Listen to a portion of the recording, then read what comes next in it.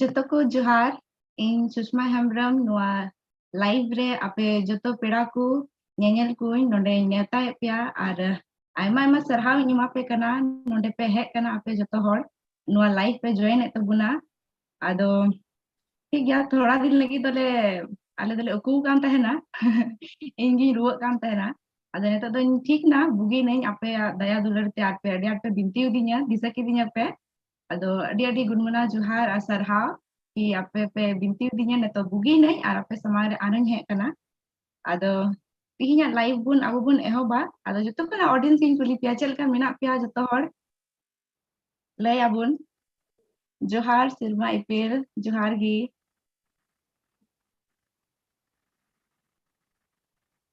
आयमा आयमा सरहाव जतो हर तिना नोंडे पे हेक कना आर पे ñele tabuna abuat nuआ लाइव सेशन उकाटा तिहिन ले आयमा दिन बाद ले हुई चुये कान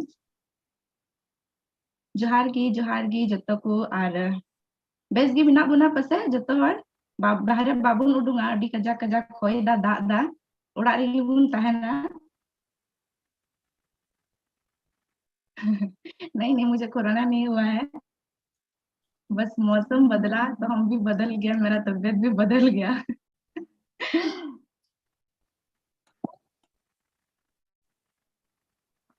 जोहार गी आयमा आयमा सरहाव आदो नितो दुबुन एहोबा आर इन तिहिन दो आयमा ढेर पेड़ा हर साथें हेक कना अडी रस्का ना कथा कना आर आयमा हर पसे पहिल दा बुन जॉइन दा नुआटा लाइव आर ओकोय दो पसे बुन लहा बुन जॉइन बड़ा कदा दो बुन बडाय गया और ओकोय बाकू बडाया आदो खाटो तीन लय पेया जे नुआ ओकाटा लाइव ले दोहे कान नुआ दो मानतान टॉम मुर्मू हतेते एहोब कना और नुआ ओकाटा पुंथा आले ले अगू का नुआ दो कना जे ओकोय दिनम हिलो को कमी कते को असुलो कान तहन हर से नाचार हर उनको गड़ो के लगी नुआ कोविड जोखे चेदा कि बड़ा गया बुन कोविड चलका जत्तो हर गे अफेक्ट का बुना आदो अबु दो बाबुन बुझो दा उना दो पसे मेनखान आयमा हर मिना को कोई दो को नेतो अडी मुश्किल ऑक्टे रे मिना को आदो उना दो अबुआ चे मेना कर्तव्य कना कि बोले जत्तो हर बुन गड़ो को आदो नुआ दो मानतान टॉम मुर्मू अडी मौज हुदीस इन मेन किया और मानतान इशाराज मुर्मू तकीना पना होड़ा गी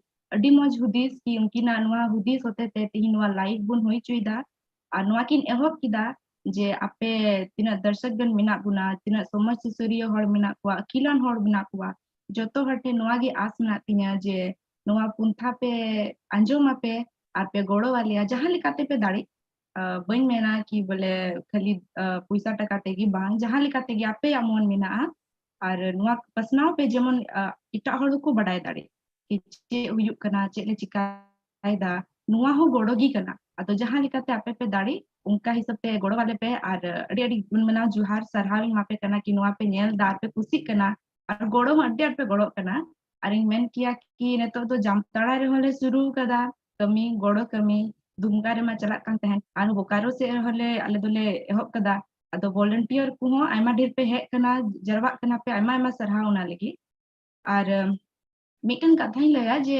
तिहिnya नुआ लाइव दो हिंदी रे हुयुआ और ले कुरुमुटुया संथाली रे हुई चुरना चेदा जे अबु इटा इटा जगह खन मिना बुना हर अदो पसे हिंदी मिटन लैंग्वेज कना जो जतो हर बुन रोड़ा बुन बुझाव दाड़िया अदो उना लगी हिंदी तेगी हुयुआ हा अदो बाबुन अड़ी सो जहां हर गे मिना पे आलू पे मेना के बापू रोड़ा संथाली ते अदो बाबुन अड़ी सो जतो लैंग्वेज ते बुन गालमारा तिना बुन हुई दाड़िया मनके हिंदी तो जतो हर को बुझावा उना लगी हिंदी की बुन लहा दो बुन दोया आदो नेतो दो जतो खन मारांग रे इन मेन किया कि अबू तला रे अगुई दी कना नुई दो हुयु कना आईकफ झारखंड रेन प्रेसिडेंट और मैं इनके बारे में बता दूं कि इन्होंने हमारे इंडिया को इंटरनेशनल लेवल पे रिप्रेजेंट किया है और फिलहाल ये president as a president AICUF Jharkhand की कार्यरत है और बहुत ही सारा योगदान इन्होंने दिया है हमारे आदिवासी समाज को बहुत कोई जानते हैं नहीं भी जानते हैं मैं फिर भी बता देती हूँ आपको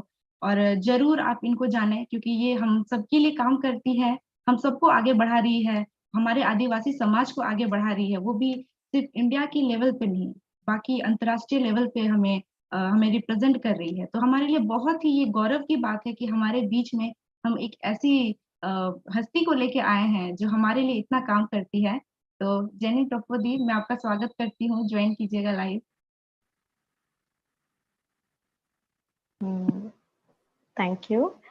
अगर मैं अपने इंट्रोडक्शन से स्टार्ट करूं तो इंगे नाम है जेनी टोपोतली इन झारखंड आइकफी स्टेट फुल टाइमर रेन और इंगे तरती हुरमारिन हुल जोहार। और जैसा कि आपने हमारे जो मूवमेंट है झारखंड आइकफ उसका भी जिक्र किया, तो मैं बस इतना ही कहना चाहती हूँ कि इस प्लेटफॉर्म के जरिए हमारी बस इतनी ही कोशिश रहती है कि जितने भी आदिवासी यूथ्स हैं या आदिवासी नहीं तो जितने भी मार्जिनलाइज सेक्शंस ऑफ सोसाइटी से आते हैं, उन्हें हम एक सोच, एक गति और एक दिशा दें, ताकि जब वो अपनी पढ़ाई के दौरान ही, जब वो अपनी यूनिवर्सिटी की पढ़ाई परस्यू कर रहे होते हैं, तो उसी के दौरान एक एक डायरेक्शन के साथ जब वो अपनी पढ़ाई खत्म करें, तो एक समाज में एक आइडियोलॉजी के साथ बाहर निकले, जो कि मुझे लगता है कि कहीं ना कहीं थोड़ा बहुत मिसिंग है। इसीलिए शायद क्योंकि हमारे जो युवा है, युवा पीढ़ी है, वो भटक जाते हैं कहीं ना कहीं चकाचौंध में। तो उसकी एक जरूरत है, एक आदिवासियत उनमें एक लाने की जरूरत है। जब तक वो उस चीज को महसूस नहीं करेंगे या अपना नहीं मानेंगे, तो मुझे लगता है कि जो हमारे विकास की जो गति है वो धीमी रहेगी। जी, बहुत बहुत धन्यवाद। और ये बात बहुत ही सच कहा है हमारी जेनी टोप्पो दी ने कि आदिवासियों जो है, हम लोग भूलते जा रहे हैं। हम लोग ना दूसरों की तरह दूसरा दूसरा चीज को अडॉप्ट करते जा रहे हैं, तो इस वजह से हम लोग अपना जो मूल है उसको भूलते जा रहे हैं। और आजकल के युवाओं में ये बहुत देखने को मिल रहा है कि हम लोग अपने आप को भूलते जा रहे हैं। हमारा क्या है वजूद, हम आदिवासी हैं, ये हम भूलते जा रहे हैं। बहुतों को शर्म भी आती है, लेकिन खैर कोई बात नहीं। ये चीज बहुत अच्छा, और उन्होंने बताया कि आईकफ के द्वारा इन युवाओं को ये चीज बताया जाता है या उनको एक मंच दिया जाता है, ये चीज समझने का, अपने आप को, अपना जो एक ट्रू सेल्फ है कि हम आदिवासी हैं, ये चीज को जानने का, पहचानने का, और कैसे अपने साथ साथ दूसरे आदिवासी जो युवा हैं उन लोग को भी इसमें जोड़ने का। बहुत बहुत शुक्रिया जेनी टोप्पो दी। और अभी हमारे बीच में है और एक हस्ती, जिनको कि हम शायद सोशल मीडिया पे बहुत जानते हैं, मुझे ऐसा उम्मीद है। और वो हम सबको खूबसूरत बनाती है। उम्मीद करेंगे कि फ्यूचर में हमको भी बनाए। तो सभी लोग जानते हैं उनको, वो है शोभा आजादी। शोभा आजादी। जोहार जतो हर और ᱤᱧᱟᱹᱜ ᱧᱩᱛᱩᱢ ᱫᱚ ᱠᱟᱱᱟ ᱥᱳᱵᱷᱟ ᱦᱟᱸᱥᱫᱟ और ᱤᱧ ᱫᱚ मेकअप आर्टिस्ट ᱠᱟᱹᱱᱟᱹᱧ और ᱱᱚᱣᱟ ᱤᱧ ᱫᱚ पार्ट टाइम लेका ᱱᱤᱛ ᱦᱟᱹᱵᱤᱡ ᱤᱧ ᱠᱟᱹᱢᱤᱭᱮᱫᱟ ᱱᱚᱣᱟ ᱨᱮ। और तिहिं नोंडे टॉम मुर्मू और टीम नोंडे को इनवाइट कादिया नोआ चैट रे, नोआ सेशन रे, नोआ कैंपेन रे अडी आट मोने रे रस्ते निकोदा करदा जे नोआ मौका को एमादिया आपे को तलारे गालमरा लगी अबू जो तो मोने विचार को नोंडे शेयर लगी। आयमा सरहाव टॉम मुर्मू एंड टीम। और thank you so much Sushma for your kind introduction. और मेरा जो बेसिकली काम है, मैं मेकअप आर्टिस्ट हूँ एंड मैं ट्रैवल करती हूँ ऑल ओवर झारखंड या झारखंड के बाहर भी फॉर माय वर्क। और ये मेरे लिए बिल्कुल एक नया एरिया था, नया फील्ड था जिसको मैंने शुरू करने का कोशिश किया। मुझे एक्चुअली ये शुरुआत मैंने कैसे किया कि मुझे एक नीड लगता था। जैसे मैं देखती थी हमारे लोगों को, लोग ठीक से मतलब इस फील्ड में कोई जानते नहीं थे इस चीज के बारे में कि ऐसा भी कुछ है। ठीक है, मैं ये नहीं बोल रही कि लोगों को मेकअप सबको जरूरी ही है, बट स्टिल एक होता है हम लोग जैसे हैं उसको और हम निखार सकते हैं थ्रू मेकअप। और मेरा मकसद, मेरा मेकअप का मोटो होता है लोग जैसे हैं एज इट इज रखना, और उनके नेचुरल जो फीचर्स है उनको मैं बस इनहांस करती हूँ एंड ज्यादा कुछ भी नहीं। सुषमा, जरूर आपके लिए भी मैं एक दिन जरूर हाजिर होऊंगी आपके बिग डे पे। जरूर थैंक यू सो जरूर। मच सुषमा। धन्यवाद धन्यवाद। और अभी हम और एक गेस्ट की ओर बढ़ रहे हैं, वो है हमारी कृतिका झानो मर्डी, जो कि जमशेदपुर से है। और ये एक ऐप है, एक वेबसाइट है, ट्राइब हुल करके। और इनमें, इस वेबसाइट में वो एज ए प्रोजेक्ट मैनेजर कार्यरत है। और इस बारे में मैं बता दूं कि ये ट्राइब हुल जो है, ये पूरे दुनिया के जितने भी ट्राइब्स हैं सबको कनेक्ट करता है। तो ये बहुत बड़ा प्लेटफॉर्म है और बहुत बड़ा काम है ये, जो कि हमारी यहाँ पे मौजूद कृतिका झानोमर्डी हमें हेल्प करती है या उनमें काम करती है। तो बहुत बहुत स्वागत है आपका इस लाइव में।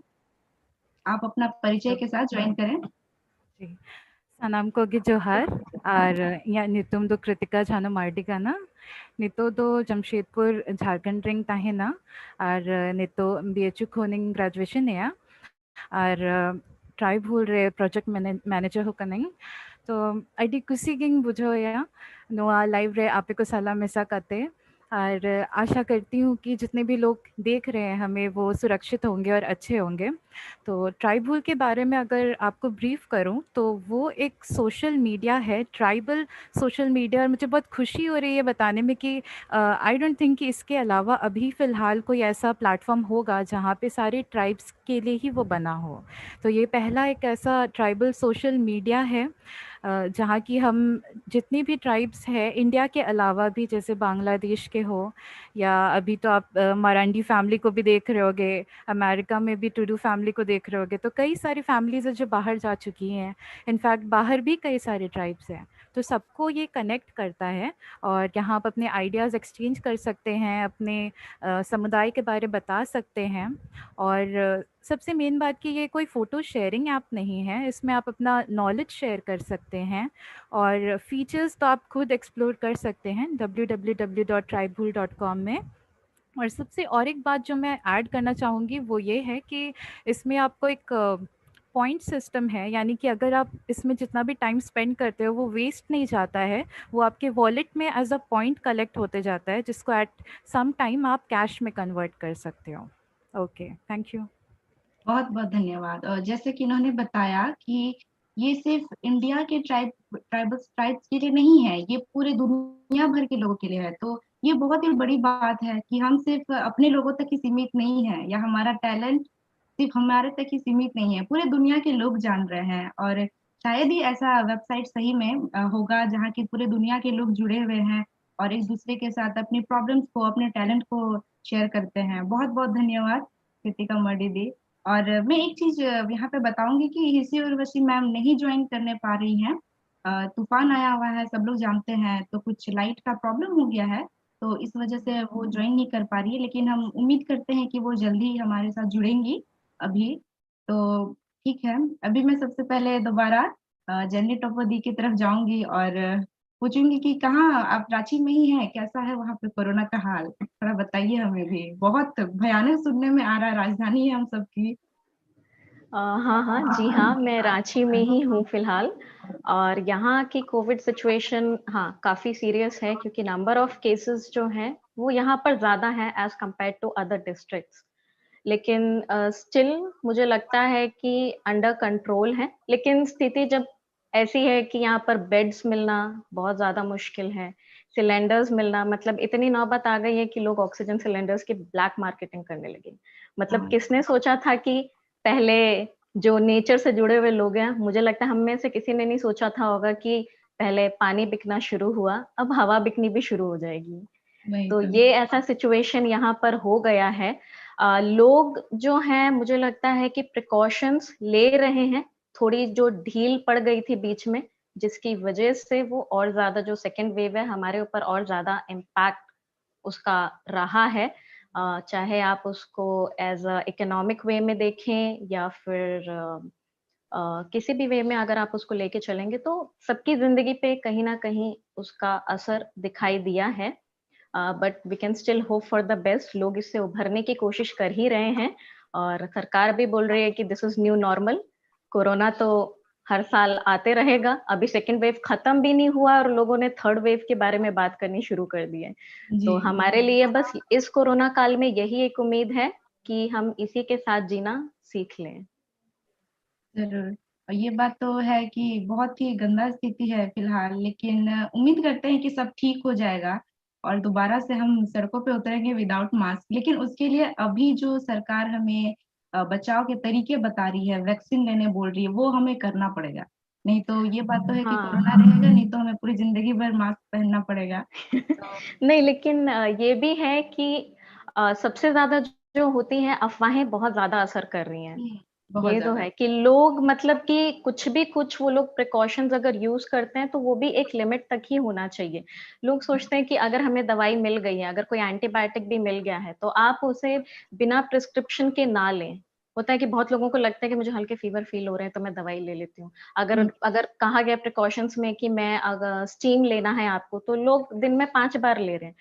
वो चीजें उन्हें नहीं करनी चाहिए, क्योंकि कहीं ना कहीं वो आप पर अच्छा इम्पैक्ट से ज्यादा नेगेटिव इम्पैक्ट भी डाल सकती है। क्योंकि ज्यादा स्टीमिंग जो होती है आपके जो नेजल वेन्स हैं उनके लिए भी अच्छा नहीं होता है, वो जल जाएंगे। अगर आप ज्यादा एंटीबायोटिक लेंगे तो वो आपको ड्राउजीनेस फील कराएगा। एंटीबायोटिक्स तो वैसे भी अच्छे नहीं होते हैं। तो मतलब जो भी चीजें आप करते हैं उसे एक लिमिट में रह करें, अफवाहों पे ज्यादा विश्वास ना करें, and you should always stay positive. वही एक एंटीबायोटिक है जो आपको बचा सकता है इस कोरोना काल में।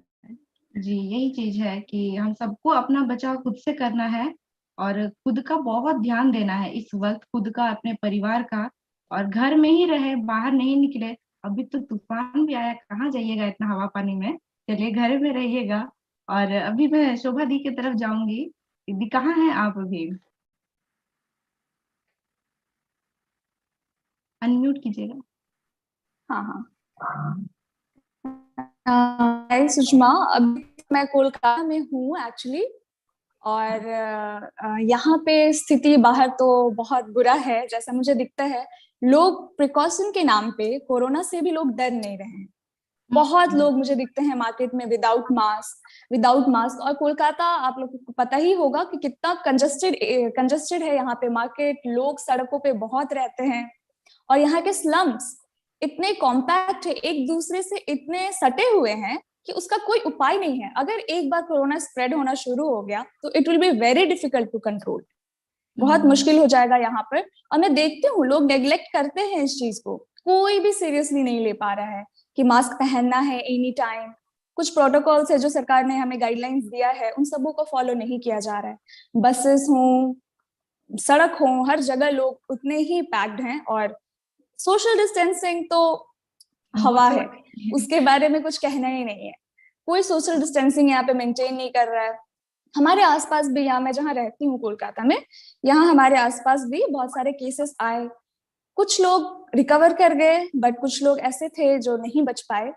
और लास्ट कुछ दिनों में मैं हमेशा अपने घर पे, यानी मेरा घर गोड्डा हुआ, गोड्डा झारखंड, और ससुराल मदर इन लॉ का घर, मतलब इन लॉज का घर है देवघर। तो दोनों जगह मैं कंटिन्यूअसली कांटेक्ट पे, फोन के थ्रू हम लोग एक दूसरे के बारे में जानने कि कैसे हैं सारे लोग। इस बीच बहुत सारे मतलब सैड न्यूज भी सुनने को मिले, क्योंकि कई सारे फैमिली मेंबर्स जो कोरोना की चपेट में आए, एंड कुछ ठीक हो गए और कुछ नहीं ठीक हो पाए। खुद मेरे छोटे भाई को हो गया था। सो इमिडिएटली उसने क्या किया कि इमिडिएटली जो भी डॉक्टर से बात करके, ऑनलाइन ही सब कुछ, ऑनलाइन डॉक्टर से बात करके प्रिस्क्रिप्शन ले करके मेडिसिन उसने खाना शुरू कर दिया था। दैट्स वाई उसमें सिर्फ माइल्ड रहा कोरोना का। जो मैं बता रही हूँ मैं पर्सनल एक्सपीरियंस से, ताकि लोग जाने कि कैसे हुआ लोगों को।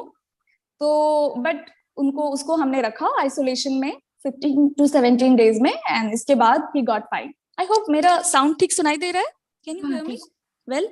हाँ, तो ऐसा रहा। और बहुत सैड न्यूज से मैं परेशान थी। परेशान नहीं, मैं डिप्रेशन में थोड़ी जाने वाली थी। ऐसा लग रहा था हर दिन, एवरी डे कहीं कॉल करो, किसी से बात करो, बैड न्यूज ही सुनने को मिल रहे थे। तो वो सब न्यूज से कुछ दिन तो मेरा बहुत बुरा बीता। मतलब रियली अंदर से मुझे अच्छा नहीं लग रहा था बिल्कुल भी। ये सब कुछ सुन के, अपने आसपास लोगों को खो रहे थे, वो सब देख के मुझे बिल्कुल भी अच्छा नहीं लगता था और डिप्रेशन फील होता था। बट धीरे धीरे, जैसा कि जनी ने कहा कि देयर इज नो वे, हम लोग को पॉजिटिव ही रहना, मतलब अपने माइंडसेट में हम लोग को पॉजिटिव रहना ही अभी एंटीबायोटिक हमारे लिए सबसे मेन बात है। और मैं सबको, जितने भी लोग अभी हमें देख रहे हैं, सुन रहे हैं, उनको मैं यही बोलूंगी कि डरने की जरूरत नहीं है। अपने परिवार का देखभाल कीजिए, अपने आसपास के लोगों का देखभाल कीजिए, और सबको सेफ रखिए, मास्क पहनिए, और घर पे रहिए जितना से जितना ज्यादा पॉसिबल हो पाए।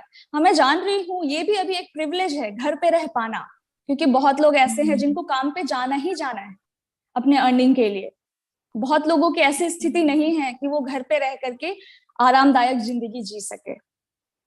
तो उनके लिए मैं प्रार्थना करती हूँ कि वो लोग सब सुरक्षित रह सके और उस बीमारी की चपेट से तो बच सके, क्योंकि ये बहुत बुरा एक तोड़ दे रहा है लोगों को, उनके दिल को। मैं पर्सनली मैं देख रही हूँ लोगों को, इसलिए मैं कह रही हूँ मेरे एक्सपीरियंस से।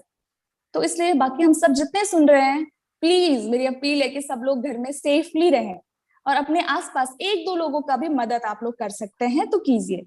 अपने आस पड़ोस में, आपको ज्यादा दूर जाने की जरूरत नहीं है, घर के आसपास ही आप लोगों का हेल्प कर सकते हैं।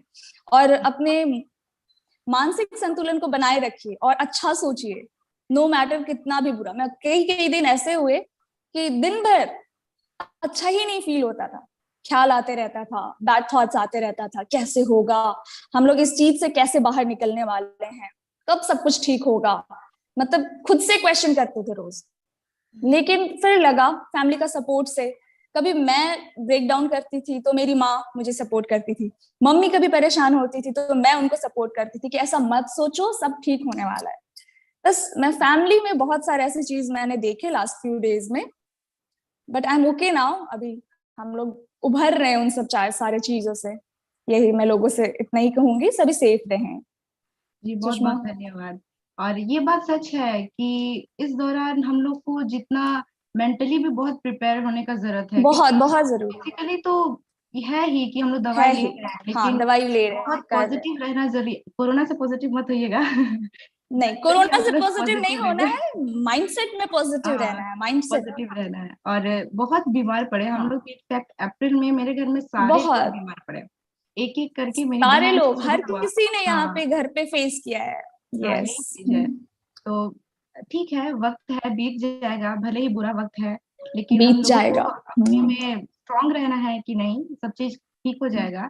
और यहाँ पे दीपक हेम्ब्रम है, एक हमारे यूजर, हमारे व्यूवर, उन्होंने कहा कि वो वैक्सीन लिए हैं और वो लोगों को प्रेरित कर रहे हैं वैक्सीन लेने के लिए। तो बहुत बहुत शुक्रिया, और बहुत बहुत ये बहुत अच्छी बात है कि आप लोगों को प्रेरित बहुत कर अच्छी रहे हैं। बात। जरूर वैक्सीन ले, मैं सभी लोगों से दरखास्त करूंगी। और दीपक हेम्ब्रम आप बहुत अच्छा काम कर रहे हैं, बहुत बहुत धन्यवाद।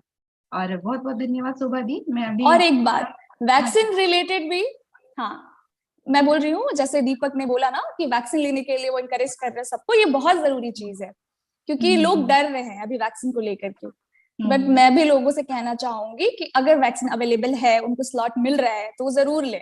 मुझे तो जरूर यहाँ ले, कोलकाता जरूर। में मिल नहीं रहा है स्लॉट, बट कोशिश जारी है। जी, ये बात है, वैक्सीन जरूर ले। और अभी मैं कृतिका मर्डी दी की तरफ जाना चाहूंगी। और कैसा है जमशेदपुर का हाल, और कोरोना का बताइए उधर का। नहीं, हाल तो हर जगह ही काफ़ी ज़्यादा ख़राब है। एटलीस्ट हम्म, हम लोग ब्लेस्ड है कि झारखंड में फिर भी जो डेथ रेट है वो बहुत सारे जगहों से कम है। जी वही है कि प्रिकॉशंस हमें फॉलो करने होंगे, मेजर्स जो सही मेजर्स है वो लेना पड़ेगा।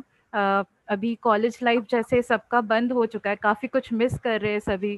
फ्रेशर्स फेयरवेल कुछ नहीं हो रहा है, हम्म, इनफैक्ट क्लासेस तक नहीं हो रही, ये तो फिलहाल इवेंट्स रह गए हैं सिर्फ। क्लासेस भी ऑनलाइन चल रहे थे, वो भी रोक दिया गया क्योंकि इंस्टीट्यूशन खुद ही काफ़ी लॉस फेस कर रहा है। हम लोग अपने फैमिलीज़ में इतना लॉस फेस कर रहे हैं, और जैसे कि हमें पता ही है कि ये हर तरह के लोगों को अफेक्ट कर रहा है, किसी को भी नहीं छोड़ रहा है। यहाँ जमशेदपुर में भी रिक्शा वाले हो या उससे और ज़्यादा नीचे कोई नीडी लोग हो, सब लोग बहुत ज़्यादा गो थ्रू करना पड़ रहा है चीज़ों से। लेकिन यही कहूँगी कि पैनिक मत कीजिए, पैनिक करने से चीज़ें सॉल्व नहीं होगी। बस सही मेजर्स ले, इन्फॉर्म्ड रहे, कौन से मेजर लेने हैं वही ले, और पॉजिटिव एटीट्यूड बना के रखे। और जितनी जल्दी हो सके इस चीज़ को हम लोग को एक्सेप्ट करना होगा।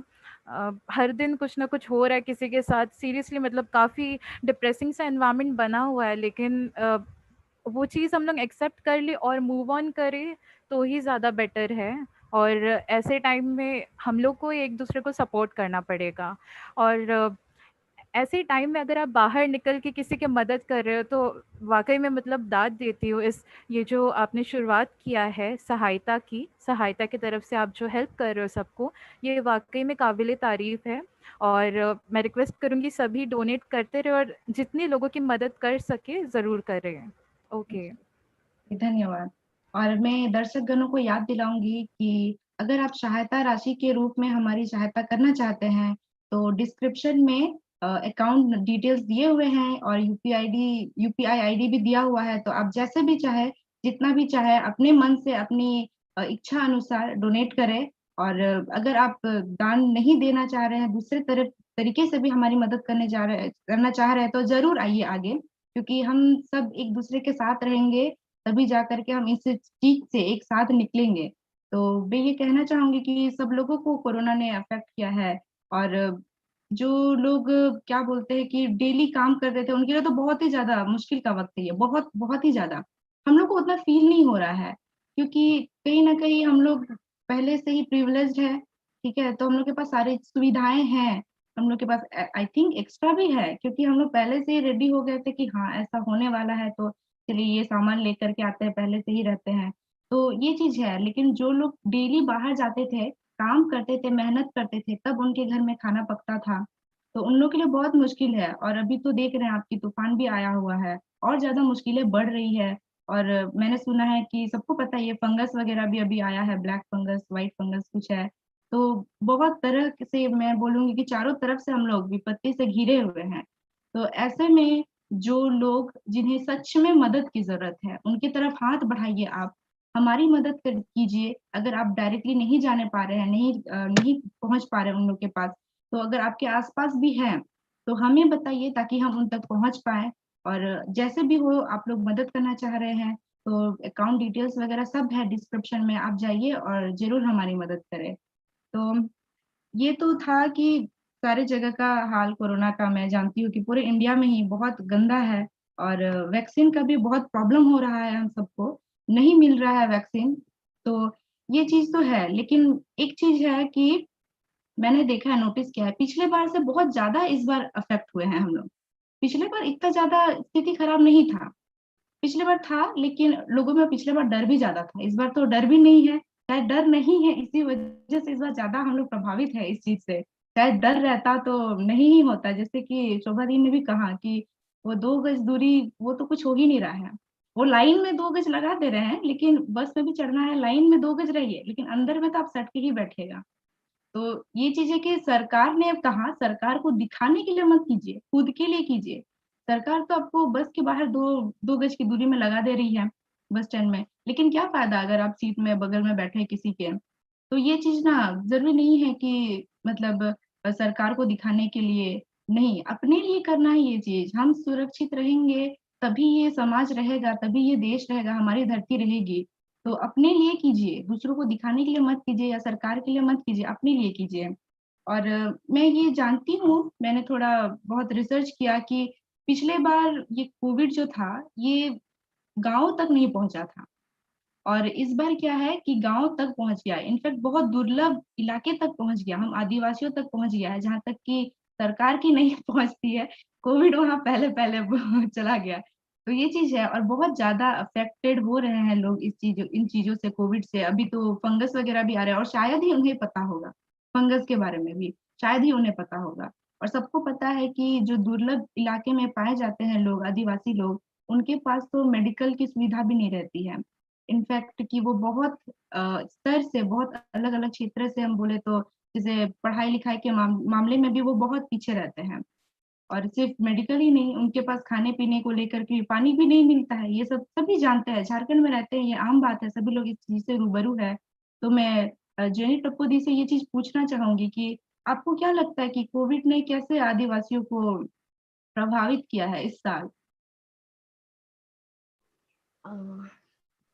जैसा कि आप भी बता रही थी कि पहले जो पिछले साल का कोविड था वो सिर्फ अर्बन एरियाज तक था, गांव में पहुंचा नहीं था। हम्म, लेकिन हमें ये भी सोचना चाहिए कि वो गांव तक पहुंचा कैसे, क्योंकि मे हम्म, बी हम्म, शायद जो भी मेजर्स लेने चाहिए थे सरकार को, वो शायद उन्हें बॉर्डर्स क्लोज कर देने चाहिए थे पहले से ही, या जो भी मेजर्स उन्होंने पिछले साल हम्म, लिए थे अगर वो इस साल भी इम्प्लीमेंट करते तो शायद नहीं पहुंचता।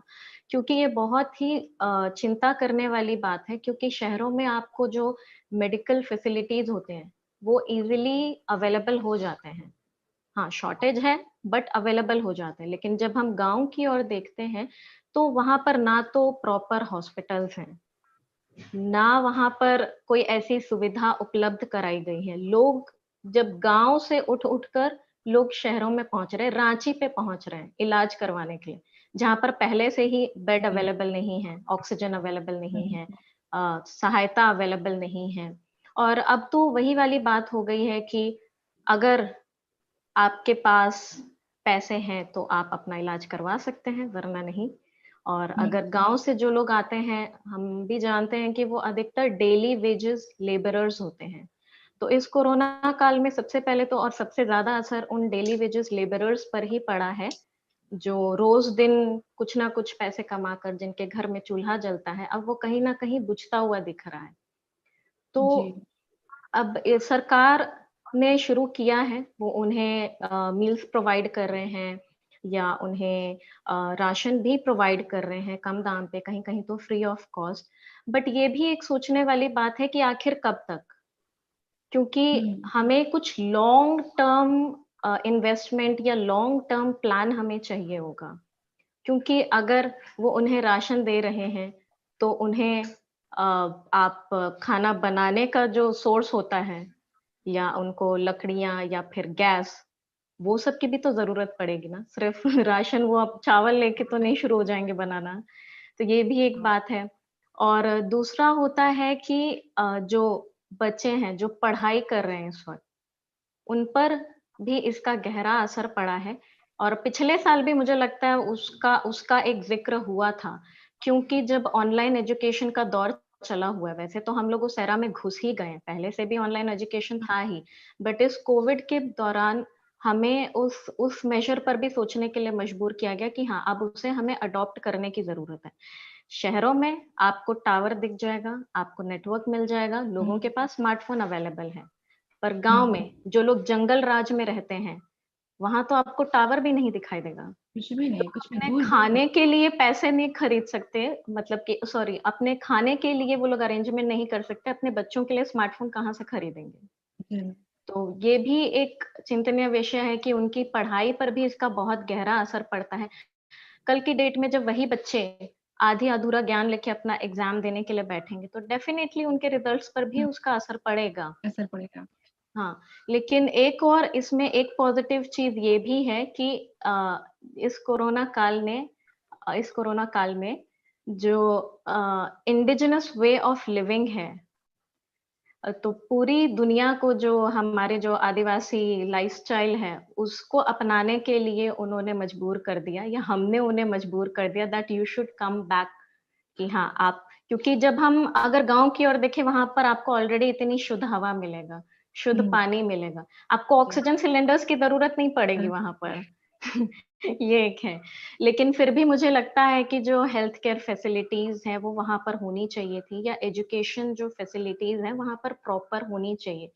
तो मैं टॉम मुर्मू और उनकी जो टीम है, उनको वो लोग बधाई के पात्र हैं कि आपका ये जो कोविड रिलीफ कैंपेन है, सहायता, आप लोग कोशिश कर रहे हैं अपने स्तर से लोगों तक पहुंचने का, उन तक मदद पहुंचाने का। और मैं जितने भी व्यूअर्स हैं उनसे भी आग्रह करूंगी कि आप लोग जरूर सहयोग करें, छोटा ही सही पर जरूर करें, क्योंकि शायद जो राशि या जो भी योगदान आप देंगे वो आपके लिए शायद ज्यादा ना हो, पर किसी की जिंदगी के लिए वो महत्वपूर्ण हो सकता है। तो जी बहुत। मैं जरूर आप व्यूअर्स जितने भी हैं उनसे मैं रिक्वेस्ट करना चाहूंगी। और एक तो है कि जो मैं अभी खुद भी मतलब गुमला में थी, तो वहां पर एक इंसिडेंट ऐसा था कि मेरे पिताजी को भी हो गया था कोविड। तो लेकिन कुछ ट्रैवल हम लोग कर पाना पॉसिबल नहीं था, तो हमने जो कम्युनिटी हेल्थ सेंटर होता है वहीं पर जाकर उनका हमने कोविड टेस्ट करवाया था। तो एक चीज मैंने वहां पर देखी कि वो लोग कोविड टेस्ट कर रहे हैं, ठीक, बट वो लोग रिपोर्ट्स नहीं दे रहे हैं, वो लोग सीधी दवाइयां थमा दे रहे हैं उन्हें। तो ये मुझे एक सोचने के लिए मजबूर करता है कि अगर आप रिपोर्ट्स नहीं दे रहे हो तो इसका मतलब है कि जितने भी नंबर्स या फिगर्स हमें टीवी पर या न्यूज़पेपर पर दिखते हैं, वो कहीं ना कहीं उससे ज्यादा होंगे। कम तो हो नहीं सकते, लेकिन उससे जरूर ज्यादा होंगे। मेरा एक यही सोचना है कि अगर आप रिपोर्ट्स नहीं दे रहे हैं तो वो फैक्ट जो भी है या जो फिगर्स है वो कहाँ जा रहे हैं टैली होने के लिए, या आप लोगों को बताए बगैर कि हाँ चलिए, मतलब ठीक है आपका पॉजिटिव निकल गया है, ये लीजिए दवाइयाँ, तो वो जो भी वो मेंशन करते पे हैं वो कहाँ जाता है टैली होने के लिए। तो ये भी एक सोचने वाली बात है। मुझे एक्चुअली काफ़ी ये मुझे हास्यप्रद लगा सोचने के बाद कि ठीक है, रिपोर्ट नहीं दे रहे लेकिन बोल रहे यू आर पॉजिटिव। और एक दूसरा इंसिडेंट ये था कि मैं चुनवा टोली में रहती हूँ, जो खादगड़ा बस स्टैंड के पास है। तो वहाँ पर एक ऐसा इंसिडेंट हुआ कि जैसे ही अभी लॉकडाउन होने वाला था, जो 22 अप्रैल से स्टार्ट हुआ।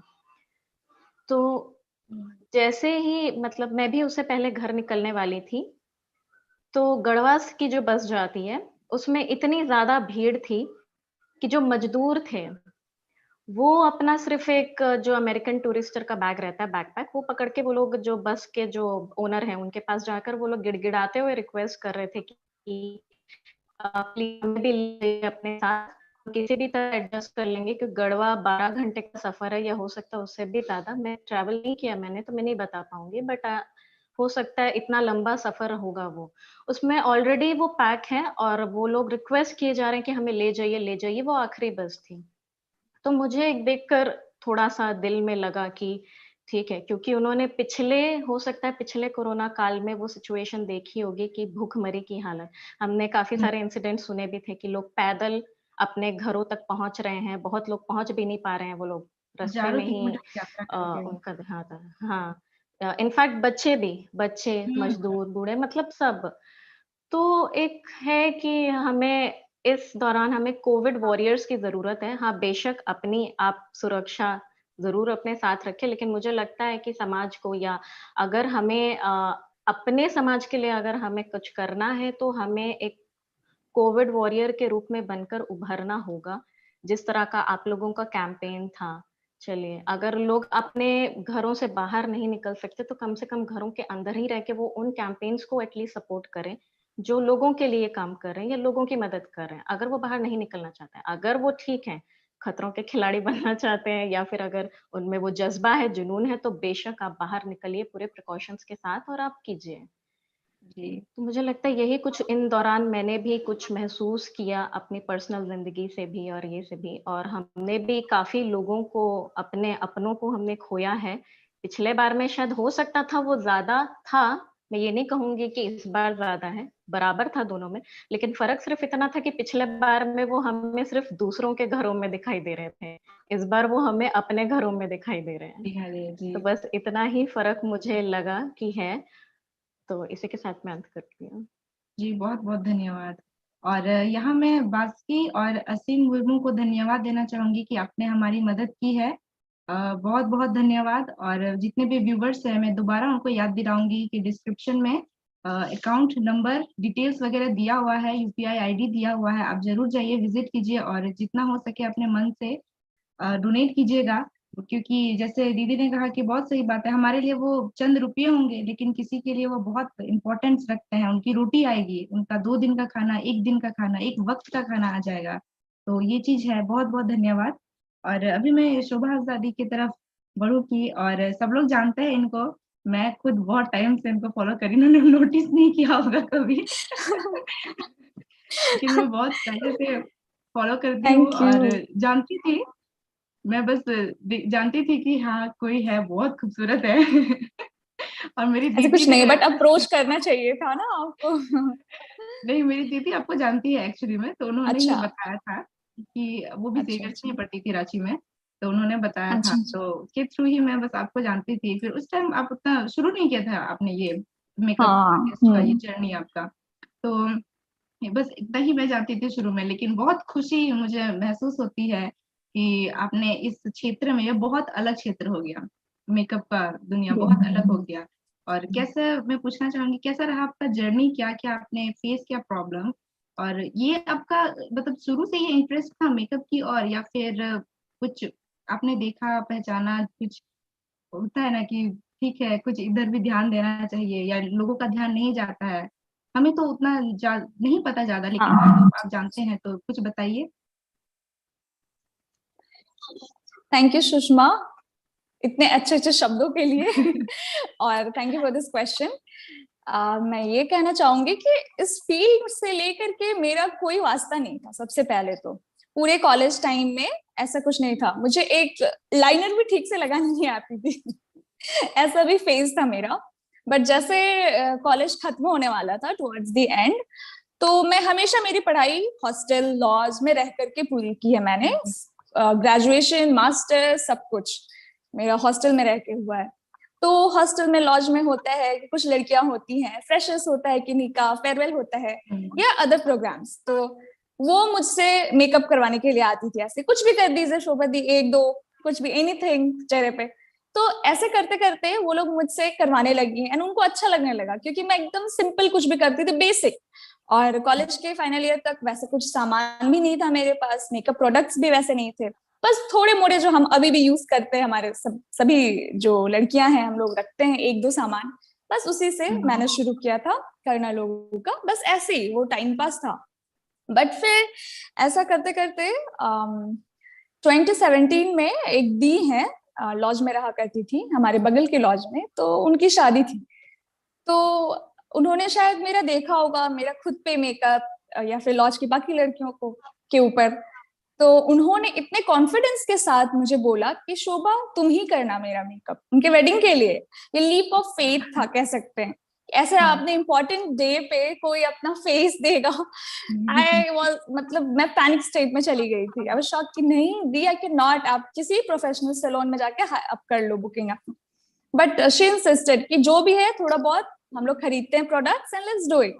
तो फिर ऐसे शुरू हुआ, तो उनको मैंने सबसे पहले उनका किया था एंड देन वो मेरा पहला काम था। देन खुद में लगा ओह आई कैन डू दिस, मतलब अच्छा लगा एंड कहीं ना कहीं शायद वो मेरे अंदर था, मन था मुझे और अच्छा लगा था मुझे। वो जो सेटिस्फेक्शन फील होता है ना किसी को रेडी करने के बाद, वो मेरे लिए बहुत मायने रखता है। मेरे इस करियर में मेरा जो प्लस पॉइंट या फिर मेरा जो अचीवमेंट मुझे फील होता है जब किसी को मैं रेडी करती हूँ एंड आफ्टर दैट उनको अच्छा फील होता है, वो ही मेरे लिए मेरा रिवॉर्ड है जो मैं अपने साथ रखती हूँ, मतलब मुझे मोटिवेट करता है जो।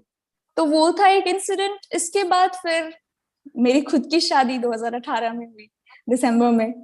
तो वो पूरा जो ड्यूरेशन था मेरे शादी का प्लानिंग एंड एवरीथिंग, उस ड्यूरेशन में फिर मुझे लगा अब मेरा कौन करेगा और गोड्डा में फिर मुझे लगा कि थोड़ा रेडी होना चाहिए, डेवलप करना चाहिए खुद को। तो मैंने प्लान किया कि किसी को रखूं मैं मेकअप करने के लिए। बट मुझे हमेशा से एक डर है कि मैं जाऊंगी किसी के पास मेकअप करवाने के लिए, आई डोंट नो क्या करेंगे वो लोग, कैसा, क्योंकि आजकल जो मेकअप है ज्यादातर लोग लेयर अप करते हैं, बहुत सारा मेकअप डालना, वो मेरा स्टाइल नहीं है, मेरे से नहीं हो पाएगा वैसा। तो दैट्स व्हाई मैं खुद से एक्सप्लोर करने लगी मेकअप के वर्ल्ड को कि कैसे है, कैसे करते हैं लोग मेकअप। तो स्लोली स्लोली यूट्यूब वीडियोस हुआ एंड फिर मैं रांची में गई थी, एक आध पार्लर में मैं गई उनके पास कि आप मुझे एज एन इंटर्न रखो। आई वेंट लिटरली, मैं गई कि मुझे आप सिखा दीजिए। एक एसटी लेडी थी, उनका है एक पार्लर, नाम नहीं लूंगी, उनके पास मैं गई कि मैम मुझे थोड़ा सिखा दीजिए कुछ टाइम के लिए, सजेशन कुछ लेने के लिए। बट उन्होंने क्लियरली मना कर दिया एंड टिप्स एंड ट्रिक्स उन्होंने शेयर करना जरूरी नहीं समझा। उन्होंने बोला कि no I can not share, सीधी बात है सब।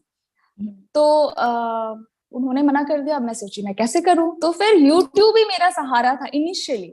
जैसा तैसा मैंने अपना मेकअप किया था यूट्यूब देख करके अपने वेडिंग के लिए, वो हो गया। इसके बाद 2019 में स्पेशली क्या हुआ, एक मेकअप आर्टिस्ट हैं मलेशिया बेस्ड अभी हैं वो, विथ्या हेयर एंड मेकअप, उनको मैं यूट्यूब में भी फॉलो करती थी बहुत ज्यादा। उनके वीडियोस से वो जो सिंपल एंड बारीकी, और स्पेशली जो हमारे आदिवासी स्किन टोन, हम लोग डस्की स्किन टोन जो है उस पे मेकअप करना वो लोग बहुत अच्छे से करती हैं। तो उससे मैं इंस्पायर हुई। मैं देखती थी ब्राउन गर्ल्स के ऊपर ज्यादातर लोग मेकअप अच्छा नहीं कर पाते हैं स्पेशली, तो मुझे वो चीज इंस्पायर किया। जिनको मैं फॉलो करती थी साउथ इंडियन ब्राइड्स का, वो लोग करते हैं मेकअप तो इतना फिनिशिंग के साथ, इतना खूबसूरत तरीके से कि अच्छा फील होता था कि भाई ऐसा हम क्यों नहीं कर सकते हमारे लोगों के लिए। ऐसा जरूरी नहीं है कि एक शेड हम लाइटर कर दे किसी को, वो मेरा सबसे मतलब मेरा कभी नहीं रहा है ऐसा किसी को मैं लाइट कर दूं, गोरा कर दूं, ऐसा नहीं। तो वो सब उनके वीडियोस को देख के मैं इंस्पायर हुई। तो फिर पता चला कि वो इंडिया आ रही है, उनका master class, bridal master class. तो आई वाज लकी इनफ कि मुझे सीट मिल गया। 2019 में मैंने उनका सीट बुक किया। कोयम्बटूर में था उनका मेकअप क्लास। तो मैं कोयम्बटूर गई अपनी माँ के साथ and I learn from her and मुझे बहुत अच्छा एक्सपीरियंस था। वो मेरे लिए एक मेजर माइलस्टोन था। तो उनसे सीखा। आई जस्ट वेंट कि देखती हूँ मेरा कितना इंटरेस्ट है, जेन्युइनली है भी या नहीं। करियर ऑप्शन ये था नहीं मेरे लिए, क्योंकि मैं मास्टर्स कर रही थी एंड देन फिर आगे मैं अपने टीचिंग करियर में ही जाने वाली थी। फिर मैं गई वहां पे, करा मैंने, तो मुझे बहुत अच्छा लगा। फिर बहुत सारे ट्रिक्स मैं सीख करके आई उनसे एंड एवरीथिंग। इसके बाद जो मेन है 2020 में स्टार्टिंग में मुझे 4-5 पेड वर्क्स मिले, जो मेरे लिए बहुत इंपॉर्टेंट था। एंड अच्छा काम मैंने डिलीवर किया, वो लोग खुश हुए। ऐसे 2020 में मान लो इफ आई हैड 5 वर्क्स, तो 2021 में नहीं, टुवर्ड्स द एंड ऑफ 2020, एक साल में I have seen my growth. Personally मैं बताऊंगी कि वो 6-6 महीने के ड्यूरेशन में मेरा ग्रोथ जो हुआ है।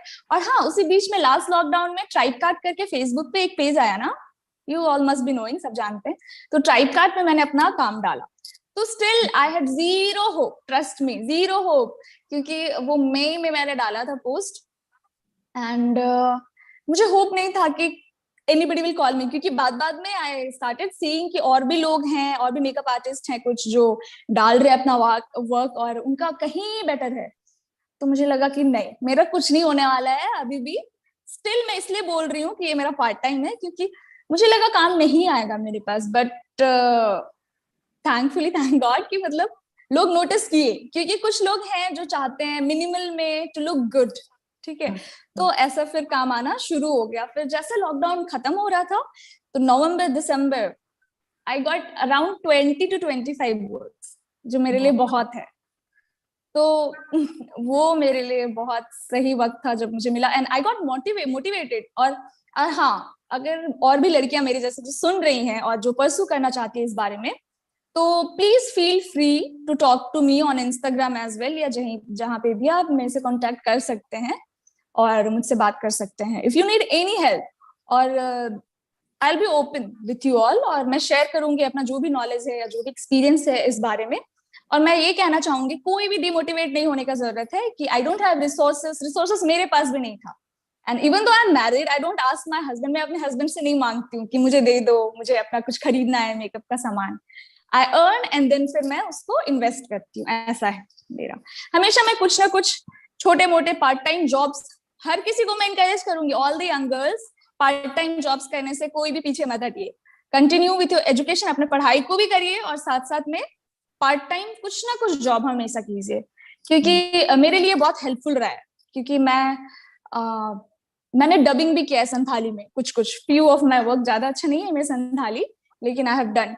और रेडियो जिंगल्स या फिर रेडियो में वो आते हैं ना हमारे जैसे कुछ इंफॉर्मेशन, झारखंड सरकार द्वारा जनहित में जारी एंड एवरीथिंग, उस टाइप के कुछ messages. Last year I was really busy, lockdown मेरा ऐसे ही बीत गया। और लास्ट टाइम मैं कोलकाता में नहीं थी, लॉकडाउन में घर पे थी, वहां तो लास्ट टाइम पहुंचा ही नहीं था कोरोना। तो पूरा टाइम जो मेरा बीता है स्क्रिप्ट को संथाली में with the help of few of my closed ones, मैंने स्क्रिप्ट को ट्रांसलेट किया संथाली में। एंड देन फिर डबिंग भी किया है रेडियो के लिए। रेडियो में वो जो इन्फॉर्मेशन आते हैं ना सरकार के थ्रू, तो वो सारे कुछ वर्क है मीडिया हाउसेस है, उनके थ्रू काम मिला था मुझे। तो आई केप्ट वर्किंग, ऐसा नहीं था कि मैं बैठी हुई थी।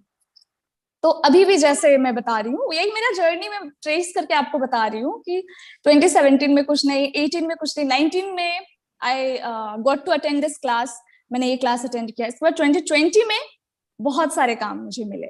इसके बाद अभी 2021 में जनवरी, फेब, मार्च में तो फिर थोड़ा गैप था, फिर अप्रैल में बहुत पैक्ड था मेरा शेड्यूल, बहुत ज्यादा ही पैक्ड था। एंड मुझे बहुत अच्छा लगता है जब मेरा शेड्यूल पैक्ड रहता है। बिजी, आई लाइक वर्किंग, काम करना अच्छा लगता है।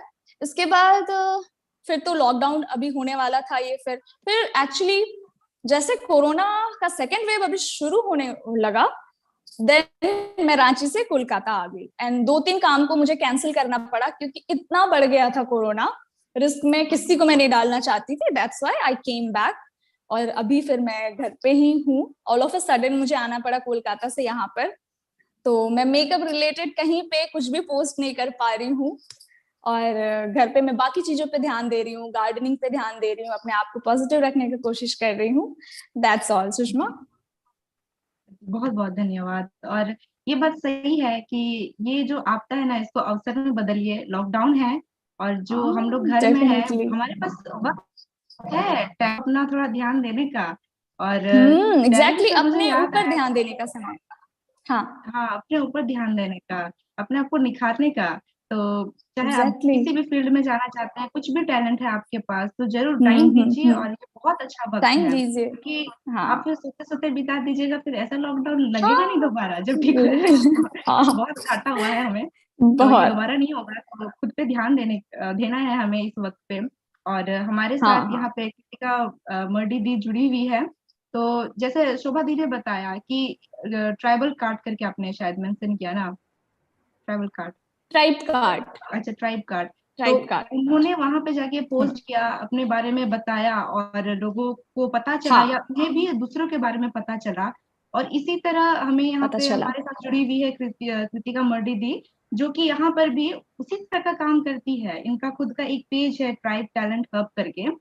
और ये उस पेज में लोगों को मंच देती है, शेयर करवाती है अपना जितना भी टैलेंट है। आप जा सकते हैं, शेयर कर सकते हैं, और आपको इंटरेस्ट है, आपको हिचकिचाहट हो रही है कि आप शायद आप अकेले हो, नहीं, आप दूसरों को देखिए, आपके जैसे और भी लोग हैं जो कि सामने आ और भी रहे लोग। हैं। और लॉकडाउन है, जरूर अपने आप पे वक्त दीजिए। और मैं इसी चीज को लेकर के कृतिका दी के पास जाऊंगी और ये पूछूंगी कि ये जो आपका काम है, आप कैसे मंच देती हैं ऐसे लोगों को, कैसे मदद करती है। और आप ट्राइब हुल करके जो वेबसाइट है, उसमें आप एज अ प्रोजेक्ट मैनेजर काम कर रही है, तो कैसा योगदान है आपका, ओके। हम जानना चाहेंगे। तो सबसे पहले तो ट्राइबल टैलेंट हब पेज के बारे में बात करूँगी, जो कि मैंने 2017 में हमने बनाया था। तो उसका मेन मोटिव यही था, उस समय का वो जो कन्वेंशनल वे हम लोग को पता है ना कि डॉक्टर या इंजीनियर, उतना ही तक हमें पता रहता था, या उससे ज़्यादा सोचते तो टीचर तक सोच पाते थे। उसके अलावा जितने भी है, जैसे अभी इमर्ज कर रहे मेकअप आर्टिस्ट या साउंड इंजीनियर का, या डीजे हो जाए, या जितने भी अलग अलग तरीके के हैं, वो सब उस समय मुझे नहीं पता था कि और लोग, हमारे कम्युनिटी के लोग भी कर रहे हैं, बट कर रहे थे। तो उस चीज़ को कहीं एक जगह एग्रीगेट करने के लिए, ताकि सब एक जगह फीचर हो सके और वो भी इनकरेज कर पाए दूसरे लोगों को, तो इसलिए उस मोटिव से हमने ये पेज बनाया था। और वो काफ़ी हद तक बहुत सक्सेसफुल भी हुआ। बहुत बहुत ही टैलेंटेड लोगों के बारे में पता चला। एंड अगर ये बात करें कि आर्टिस्ट को कैसे सपोर्ट करते थे उस समय, तो एज एन जैसे टॉम को भी मैं उसके थ्रू ही जानती हूँ। और यहाँ जमशेदपुर के कुछ आर्टिस्ट थे जिनको मैं जानती थी, एंड देन टॉम ने जब अप्रोच किया, टॉम की टीम ने, तो उनको कोलैबोरेट करने में समहाउ मैं हेल्प कर पाई। तो उसके लिए मैं बहुत खुश हूँ कि उसके बाद आप लोग सुन ही रहे होगे, गाने काफ़ी ज़्यादा अच्छे थे, बीच में वो रैपिंग वाला जो था वो भी आप लोग गाते रहते होगे। तो ये चीज़ बहुत अच्छा था, क्योंकि डब स्मैश पेजेस और मीम पेज तो अभी आया है, और डीपी लाइक वाले पेजेस जो फीचर करते थे, लेकिन उसके अलावा हमें लगा कि कुछ और भी चाहिए हमारे यूथ को, और टैलेंट वाला पार्ट जो है उसको भी उतना ही एम्फेसिस मिलना चाहिए जितना कि एकेडमिक्स को मिल रहा है। जैसे हम लोग में से कई लोग हैं जो बाहर नहीं निकल पाते हैं, उनके पास टैलेंट तो होता है, लेकिन लगता है कि उनके जैसा कोई और है कि नहीं, क्या करे, कहाँ जाए। तो है, कई सारे लोग हैं, उनके बारे में जानिए, उनको अप्रोच कीजिए। जैसे शोभा जी ने बहुत अच्छा अपने बारे में जब बताया, तो आप उससे ही इंस्पिरेशन ले सकते हैं कि आपको एक दरवाज़ा बंद दिखेगा, इसका मतलब ये नहीं कि आप नॉक करना बंद कर दोगे। आप दूसरे जगह जाओ, दूसरी जगह अप्रोच करो, खुद से उसके बारे में रिसर्च कीजिए, ढूंढिए, और उस टैलेंट को कैसे आपको कन्वर्ट करना है, यानी आप बिजनेस कर रहे हो या कोई पेड प्रमोशन कर रहे हो या कोलैबोरेशन कर रहे हो, उसको कन्वर्ट जब तक नहीं करेंगे तब तक आपका मतलब फ़ायदा उतना होगा नहीं। तो अपने टैलेंट को कन्वर्ट करने पे भी फोकस करें। और पेज के बाद 2017 से ये पेज चल रहा है, क्योंकि स्टूडेंट लाइफ है मेरा भी, तो थोड़ा अप्स एंड डाउन्स रहा है। और उसके साथ मैंने 2020 में ट्राइबूल ज्वाइन किया था। ये इसका लॉन्च हुआ था आपका हूल दिवस में, यानी हूल महा जो हम लोग सेलिब्रेट करते हैं 30 जून को, उस दिन ही लॉन्च हुआ था ये। और जब मुझे पता चला इसके बारे में तो मैं काफ़ी ज़्यादा एक्साइटेड थी, क्योंकि ऐसा ये अपने में ही काफ़ी यूनिक चीज़ है। और हम लोग हमेशा बोलते हैं ना कि अपने लोकल प्रोडक्ट्स पे ध्यान दें, हम लोग ऐसे हैं, हम लोग वैसे हैं। तो क्यों ना एक जब सब चीज़ डिजिटल हो रहा है तो एक ट्राइबल डिजिटल प्लेटफॉर्म भी हो, जहाँ पे आपको सारे ट्राइबल्स एग्रीगेटेड ही मिल रहे हैं। तो उसमें हमने ज्वाइन किया। स्टार्टिंग में कुछ फिक्स नहीं था कि क्या करने वाले, क्या नहीं करने वाले। फिर धीरे-धीरे चीज़ें क्लियर हुई। प्रोजेक्ट मैनेजमेंट एज़ इन उसमें सारी चीज़ें आ जाती है, प्लानिंग से लेके डेडलाइन्स मीट करना या आगे क्या-क्या करवाएँगे, कैसे इंटरैक्ट करेंगे लोगों से, बहुत सारी चीज़ें आ जाती हैं। तो जैसे कि हमने कुछ इवेंट्स करवाए थे, एक गिव अवे करवाया था, art art give away contest था, अभी ऑनलाइन ही चल रहा था ये। और उसके बाद एक आपका राइटिंग का कॉम्पिटिशन था, जिसमें कि आप प्रोज़ या फिर पोएट्री दोनों में लिख सकते थे। और इसके बाद अभी एक इंग्लिश स्पोकन इंग्लिश का वर्कशॉप चल रहा है, जो कि फ़िलहाल तो बांग्लादेश के कुछ स्टूडेंट्स के लिए है। बांग्लादेश के एक टीचर है सरजो हेम्ब्रम, उनका ये इनिशिएटिव था, तो हमारे साथ मिलके ही वो कर रहे हैं। तो आपको अपना वे खुद ही निकालना पड़ता है। ये आपको कोई साथ देने आएगा नहीं। आप सोच रहे हो कि आपको कोई उस रूट पे लेके जाएगा, तो वैसा नहीं हो सकता। एक बॉक्स है और उस बॉक्स से आपको खुद ही निकलना पड़ता है। You have to find your own way out. तो मैं तो यही कहूँगी कि अगर एकेडमिक्स के अलावा आपको किसी और चीज़ में इंटरेस्ट है, आप उस पे भी फ़ोकस कीजिए। ऐसा नहीं है कि आप अपने काम को छोड़ के आप पढ़ाई छोड़ दो, ये नहीं बोल रही हूँ। एकेडमिक्स टू सम लेवल आप कंटिन्यू करो, लेकिन साथ ही साथ आपका जो पैशन है आप उसको भी फ़ॉलो करो। और जो भी मेंटोर्स अपना ढूँढिए, इंस्पिरेशन लीजिए। और आजकल तो मतलब नॉलेज तो कहीं से भी मिल रहा है। इतने सारे फ्री लर्निंग कोर्सेज़ अवेलेबल है ऑनलाइन।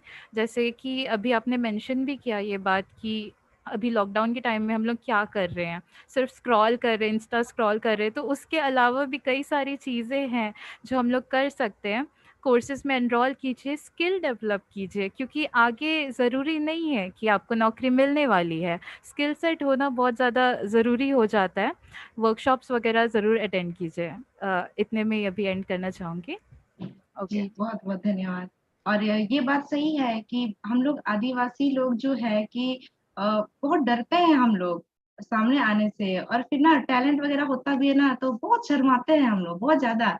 क्योंकि मैं खुद अपना बता रही हूँ कि मुझे इतना बार मंच मिला, लेकिन हम इतना ज़्यादा शर्माते थे, मेरे पापा को खींच-खींच के लेके जाते थे। उनको पता था कि मेरी बेटी कर सकती है, लेकिन हम तो जाते थे स्टेज पे और बोलते थे नहीं होगा। तो मेरे पापा हमको बहुत सुनाए हैं और बहुत इनकरेज किया है हमको।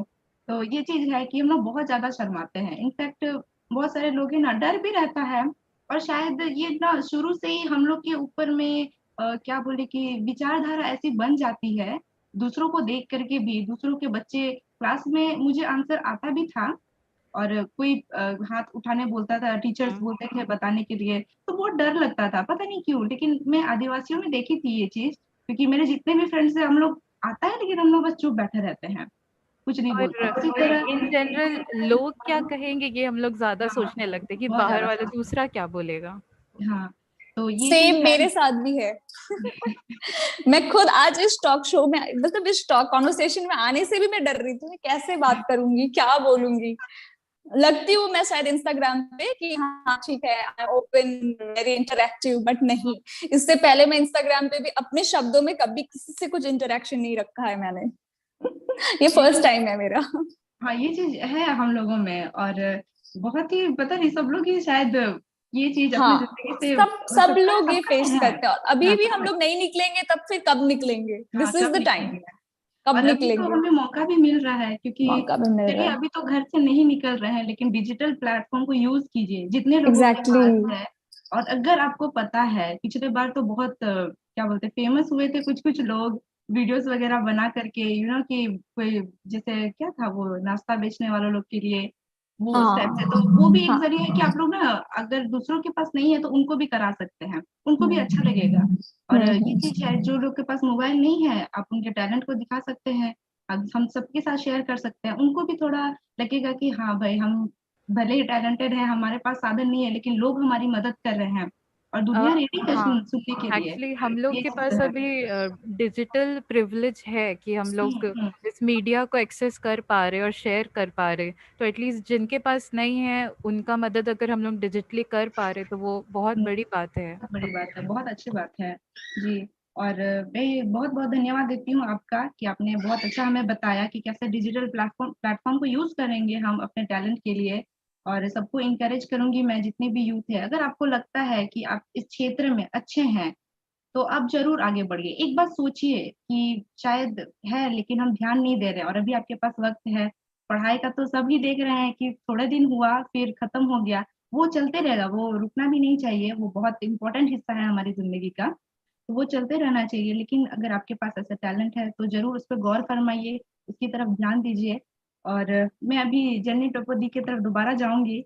और ये एक क्वेश्चन है मेरे लिए, आपके लिए मेरे पास कि हम सब देखते हैं ना कि आदिवासी लोग अभी भी बहुत पिछड़े हैं। भले ही दुनिया बहुत आगे निकल रहा है, आदिवासी लोग बहुत पिछड़े हैं। जैसे हम लोग सब बोले कि टैलेंट के हिसाब से भी हम लोग बहुत शर्माते हैं, बहुत शर्माते हैं या सामने आने से बहुत ज्यादा हिचकिचाते हैं। तो मैं जानना चाहती हूँ कि अभी आदिवासियों की जो आर्थिक स्थिति है, सामाजिक स्थिति है या राजनीतिक स्थिति है, वो कैसी है हमारे झारखंड में या इंडिया में। लेकिन फिलहाल झारखंड में ही बात करें हम लोग कि कैसा है आदिवासियों का हाल। देखिए, अगर हम लोग आदिवासी समाज की बात करें, तो अगर सबसे पहले मैं इकोनॉमिकली उसे उठाती हूँ, तो हम लोग one of the most economically disadvantage society हैं। हम्म। क्योंकि सबसे पहली बात तो क्योंकि अगर जब हम लोग बाकी समाज को देखें, जब वो लोग उनसे अगर हम लोग कभी रेस करने की कोशिश करेंगे, तो हमारी जो स्टार्टिंग लाइन है वो कभी सेम ही नहीं है, शुरू हम्म। से ही सेम नहीं रही है ना? और फिर लोग कंपेयर करते हैं कि सारे जो भी एडवांटेजेस हैं वो उन्हें क्यों मिल रहे हैं। तो जो भी लोग ऐसा सोचते हैं उन्हें सोचना चाहिए कि क्या हमारे पास वो चीजें थी जो आपके पास थी जब आप बढ़ रहे थे, पढ़ रहे थे, या जब आप पैदा हुए थे। बोलते हैं ना, कुछ लोग चांदी का चम्मच लेके पैदा होते हैं। हमारे सोसाइटी के साथ वो सिचुएशन नहीं था। हाँ, नहीं हम नहीं। लोग शुरू से ही बैकवर्ड थे, इसीलिए हमें वो राइट्स मिले, वो अधिकार मिले, और अभी तक हम लोग स्ट्रगल कर रहे हैं। आप सिर्फ कुछ जो शहरों में बसे हुए हैं उनको देखकर आप नहीं कह सकते कि हम लोग इकोनॉमिकली स्टेबलाइज हो चुके हैं। नहीं, आपको जाना चाहिए। अगर आपको सच्चाई जाननी है तो आप जाइए गांव की तरफ, जाइए, जो जंगल राज है वहां जाइए। आप तब आपको पता चलेगा कि ओके, जो रिजर्वेशन की बात होती है वो एक्चुअली में किन के लिए है। शहर वालों को तो वैसे भी जरूरत नहीं होती है, वो लोग तो कुछ ना कुछ अपना रास्ता निकाल ही लेंगे। लेकिन उन लोगों का क्या, जो हमारे जैसे और स्टूडेंट्स हैं, लेकिन वो खेतों में भी काम करते हैं, वो घरों में भी काम करते हैं, उसके बाद आकर वो पढ़ाई करते हैं, तो आप उनसे कैसे एक्सपेक्ट कर सकते हैं कि वो 90s में नंबर लेके आएंगे। हैं, फिर भी कुछ लोग मेहनत करते हैं, एक आध दो निकल जाते हैं, बट आप हमेशा मेजोरिटी पे या माइनॉरिटी पे तो काउंट नहीं करेंगे। तो ये एक था। और दूसरा था कि हमारा जो भी बैकग्राउंड रहा है, वो अधिकतर हम लोग जमीन से जुड़े हुए लोग हैं, खेती से जुड़े हुए लोग हैं, हम लोग किसानी करते हैं, है ना? तो हमारे पास कभी कभार उतना हम जो भी बोलते हैं, अभी आप देख सकते हैं कि किसानों की स्थिति भी क्या चल रही है। जी। अगर हम अपने स्टेट में देखें तो, आप अगर बाकी जगह देखेंगे, पंजाब में वेरी वेल डेवलप्ड, उनके पास सारी चीजें अवेलेबल हैं, पानी है, मैकेनाइज्ड फार्मिंग हो रही है, सब चीजें। लेकिन यहाँ पर कुछ नहीं। तो ये भी एक बहुत बड़ा गैप क्रिएट करता है कि जो हमारा समाज जो है बाकियों से कैसे पिछड़ा हुआ है। हम लोग किसी भी तरह मेहनत करके फिर भी माँ बाप जो होते हैं खेती करते हैं, अपने बच्चों को पढ़ाते हैं, लिखाते हैं, ताकि वो उनसे ज्यादा बेहतर जिंदगी जिए। लेकिन अ, जब एज अ बीइंग यूथ जब मैं देखती हूँ, तो लोग क्या करते हैं, जो स्टूडेंट्स होते हैं आज के, वो चकाचौंध में इतने ज्यादा डूब जाते हैं कि वो अपनी जमीनें बेच के उन्हें चाहिए केटीएम। एटीएम फिर वही एग्जैक्टली। केटीएम लेके फिर वही केटीएम लेके वो लोग पेट्रोल पंप में जाते हैं 20 रुपए का पेट्रोल डलवाने के लिए।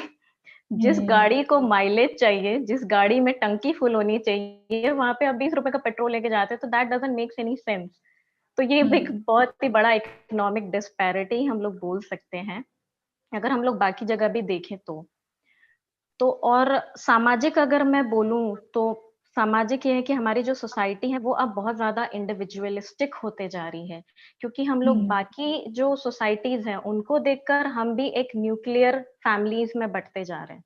कहने का हम्म, मतलब पुराने जमाने में जो होता था कि सबका मिलजुल के साथ रहना करना, अब क्या हो रहा है कि लोग अपनी ही फैमिलीज तक सीमित हो जाते हैं। ये चीज गांव में भी दिखती है मुझे कभी कभार, कि जहां तक मॉडर्नाइजेशन पहुंच रहा है लोग अपने तक सीमित रह जाते हैं, उन्हें मतलब नहीं कि दूसरों की फैमिलीज में क्या चल रहा है क्या नहीं, है ना। हो सकता है कि वो लोग पूछने भी ना है, मदद भी ना करना है। तो ये चीज है जो असर डालती है। और दूसरा होता है कि हम उन्हें देख देख के, हमारी चाहते तो बहुत ज्यादा होती है कि हम करें, समाज से निकल के बाहर करें, लेकिन आप जब कर लेते हो तो आप समाज में वापस नहीं आते हो कंट्रीब्यूशन देने के लिए, तो हमारा समाज आगे बढ़ेगा कैसे? बढ़ेगा जो लोग कैसे? इतने बड़े बड़े आईएएस ऑफिसर्स बन जा रहे हैं, इतने बड़े बड़े पोस्ट पर चले जा रहे हैं, वो लोग कभी आते नहीं हैं वापस अपने गांव की ओर। या कभी होता है ना कि आप, अगर आपकी फैमिली में से कोई है, बच्चा है, अगर आप उन्हें पढ़ा देंगे या लिखा देंगे, मतलब एक चेन की तरह वो ग्रो नहीं कर रहा है, is what hmm, I feel. क्योंकि शहरों में, क्योंकि मैं खुद ऐसे अगर मैं अपनी बात करूं और मेरा पर्सनल जो भी ओपिनियन या एक्सपीरियंस, दोनों आप बोल सकते हैं, क्योंकि मैं शुरू से कभी गांव में रही नहीं हूँ, मैं झारखंड में भी नहीं रही हूँ, मैं पंजाब में थी। आप बोल सकते हैं कि काफी एक पॉश सोसाइटी से, और उसके बाद आने के बाद अ, पता नहीं मेरे मेरे जो पिताश्री हैं उन्हें क्या लगा, उन्हें अपनी जॉब कर लेने के बाद अपनी मिट्टी की इतनी याद आई कि उन्हें यहीं पर बसना था। मेरा बिल्कुल मन नहीं था, क्योंकि जब आप बाहर रहते हैं तो आप इतनी सारी बातें सुनते हैं ना सोसाइटीज के बारे में, जो बाहर के लोग रहते हैं उन्हें एक्चुअली में अपनी आइडेंटिटी के बारे में कुछ पता भी नहीं होता। Same was the case with hmm, me, कि मुझे सिर्फ इतना पता था कि ओके मैं एसटी हूँ, लेकिन उसका हम्म, मायने क्या है वो मुझे पता नहीं था। यहाँ आने के बाद मैंने बहुत सारी चीजें देखी, समझी, फिर मुझे फर्क समझ में आया कि ओके क्या है और क्यों हम लोग पीछे हैं। हमें बहुत सारी चीजों पे एनालाइज करने की भी जरूरत है।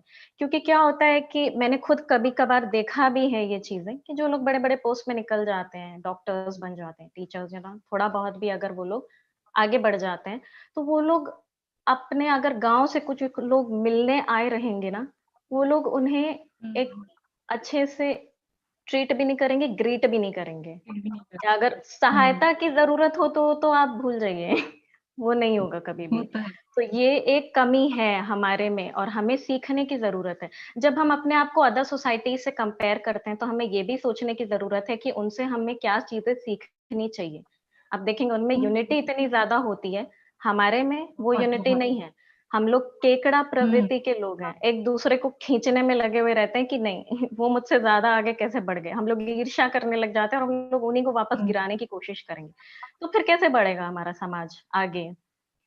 वो, और हम्म, अगर राजनैतिक की बात करूँ तो भी हम लोग बहुत पिछड़े हैं, क्योंकि हम अपने राइट्स से अवेयर नहीं हैं। हमें क्या-क्या हमारे हम्म, लिए राइट्स है। बहुत लोगों को 5th शेड्यूल, 6th शेड्यूल, ग्राम सभा, ये सब के बारे में पता ही नहीं है। बहुत लोगों को मतलब भी नहीं नहीं है, पता। है ना? बस इतना हम्म, पता उन्हें कि झारखंड 5th शेड्यूल में आता है, बट उसके अंदर क्या नियम कानून है, किसी को नहीं पता होगा। हम्म, है ना? हम लोग मतलब ध्यान ही नहीं देते। हम लोग अपनी ज़िंदगी तक सीमित रखते हैं। हमें लगता है कि जब तक हम हैं, हम पढ़ रहे हैं, हम लिख रहे हैं, हम अपना देख लेंगे। लेकिन लोग ये नहीं सोचते हैं कि कल की डेट में जब हमारे समाज पे असर पड़ेगा, तो वो माइनॉरिटी अगर कम ही लोगों पे अगर वो इम्पैक्ट डाल रहा है, लेकिन उसका असर जो होगा ना, वो बहुत बड़ा होगा। कहने का मतलब कि ठीक है, हम्म, ऐसा तो नहीं है ना कि कल की डेट में अगर चलो सपोज़ मान लेते हैं रिज़र्वेशन हट गया, तो ऐसा तो नहीं है ना कि उसका असर सिर्फ़ गाँव के लोगों पे पड़ेगा। नहीं, शहरों के लोगों हम्म, पर भी पड़ेगा, लेकिन वो चीज़ें शहरों में उन्हें भी दिखती पड़ेगा। नहीं है, वो चीज़ें उन्हें हम्म, दिखेंगी नहीं। वो समझ ही नहीं पा रहे हैं उस चीज़ को, या उसकी इम्पोर्टेंस वो लोग समझ नहीं पा रहे हैं। इसलिए कोई भी कभी भी उनसे आप डिबेट कीजिएगा, बैठेंगे उनके साथ, तो आप उनको कुछ भी बोलेंगे, वो लोग यकीन कर लेते हैं, क्योंकि वो अवेयर ही नहीं है, उन्हें पता भी नहीं हम्म, है। वो लोग उस हम्म, चीज़ पे बिलीव कर लेते हैं। तो जैसे अभी न्यूज़ पर भी आया था, एक कल मुझे डेट याद नहीं है, लेकिन उसमें एक ऐसा न्यूज़ था कि एसपीटी जो संथाल परगना एक्ट है, वो आउटडेटेड है, या आज के कॉन्टेक्स्ट में उसकी यूज़फुलनेस कम है। तो मैंने बात की, जो हमारे जो मूवमेंट के साथ भी जुड़े हुए लोग हैं, उनके भी यूथ्स है ना, उनसे भी मैंने पूछा कि okay, what do you think about it? आप अपने व्यूज़ रखिए। तो कुछ लोगों से मैंने बात की, जो शहर से आते हैं उनसे भी बात की, जो गाँव से आते हैं उनसे भी बात की। तो एक मुझे लगा वो लोग ऐसे देख रहे हैं कि ठीक है, लेकिन उसके लिए तो ये भी जानना ज़रूरी है ना कि एसपीटी एक्ट है क्या एक्चुअली में? तभी ना आप सही। बता सकते हैं कि आज के कॉन्टेक्स्ट में उसकी उपयोगिता क्या है, क्या नहीं। तो ये एक चीज होता है, जब हम पॉलिटिकली अपने राइट से इतने अवेयर नहीं है तो हम लोग पॉलिटिकली भी कैसे स्ट्रांग रहेंगे। और दूसरा होता है कि हमारी रिप्रेजेंटेशन पॉलिटिकल फील्ड में कम है बट कम है। लोग लीडरशिप लेने के लिए आगे नहीं बढ़ रहा है आज का यूथ। अपने समाज के लोग यही बोलते हैं कि हम क्यों करें, ये सब करके हमें क्या मिलेगा, हम अपनी बेहतर जिंदगी जिएंगे, हमें क्या जरूरत है। बट फिर कौन है जो करेगा? वो तो सीट वहां पे खाली रह जाएगा ना, या वो जो जगह है वो खाली रह जाएगी लीडरशिप की। तो वहां पर भी एक पॉलिटिकल स्ट्रक्चर फेल होता हुआ दिखता है। और दूसरा है कि जो ग्राम सभा जो होते हैं उन्हें भी हमें बहुत जो पेशा है, जो ग्राम सभा है, उसे भी हमें वापस फॉलो करने की जरूरत है। क्योंकि बोलते हैं ना, जब हम नारा लगाते हैं हमारे गांव में हमारा राज, तो कोई बाहर का आके हम पर राज नहीं कर सकता, लेकिन हम करने देते हैं, है ना। हम करने उनको देते मालिक बनाते हैं और खुद नौकर बन जाते हैं। फिर हमें जब अधिकार, और अपने ही अधिकार की लड़ाई हम लोग उन लोगों से करते हैं जिनको एक्चुअली में हमारे अंडर होना चाहिए। या बोलते हैं ना कि अगर मेरी जमीन है तो उसकी मालिक भी तो मैं ही होंगी ना। लेकिन हम अपने नॉमिनी किसी और को बना के हम उससे डिमांड करते हैं कि नहीं, मुझे ये अधिकार चाहिए, ये मेरा हक है, ये मेरा अधिकार है।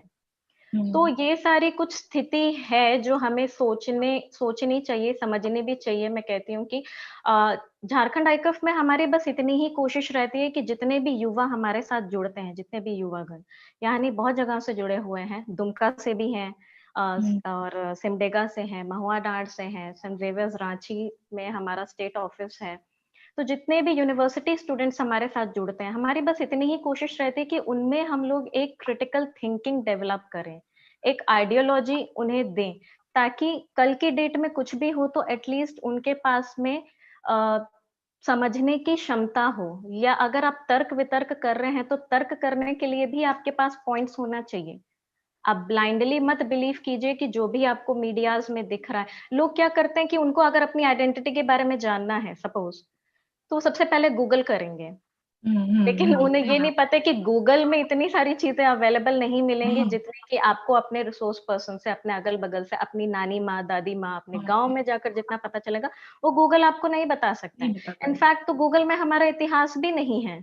हमारा इतिहास तो क्या बोलते हैं, वॉर ऑफ इंडिपेंडेंस से पहले ही शुरू हो गया था, जो सिपॉय म्यूटिनी था उससे पहले ही शुरू हो गया था। लेकिन लोग उसे याद नहीं करते हैं।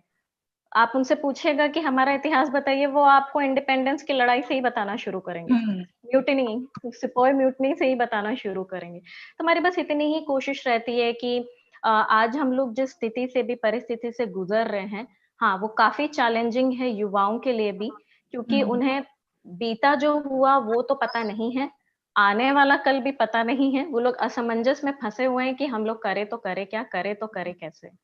तो हम लोग उन्हीं को पकड़ पकड़ के लाते हैं, उनके दिल में हम लोग एक मशाल जलाने की कोशिश करते हैं कि आपकी जो भी आइडेंटिटी है आप उस पर गौरव कीजिए, गर्व कीजिए, है ना। जो एक जसिंता किरकेटा, जो आप जान रहे हैं कि झारखंड की फेमस कवित्री हैं, उनकी एक कविता की लाइन मुझे याद आती है और वो काफी मेरे दिल को छूती भी है।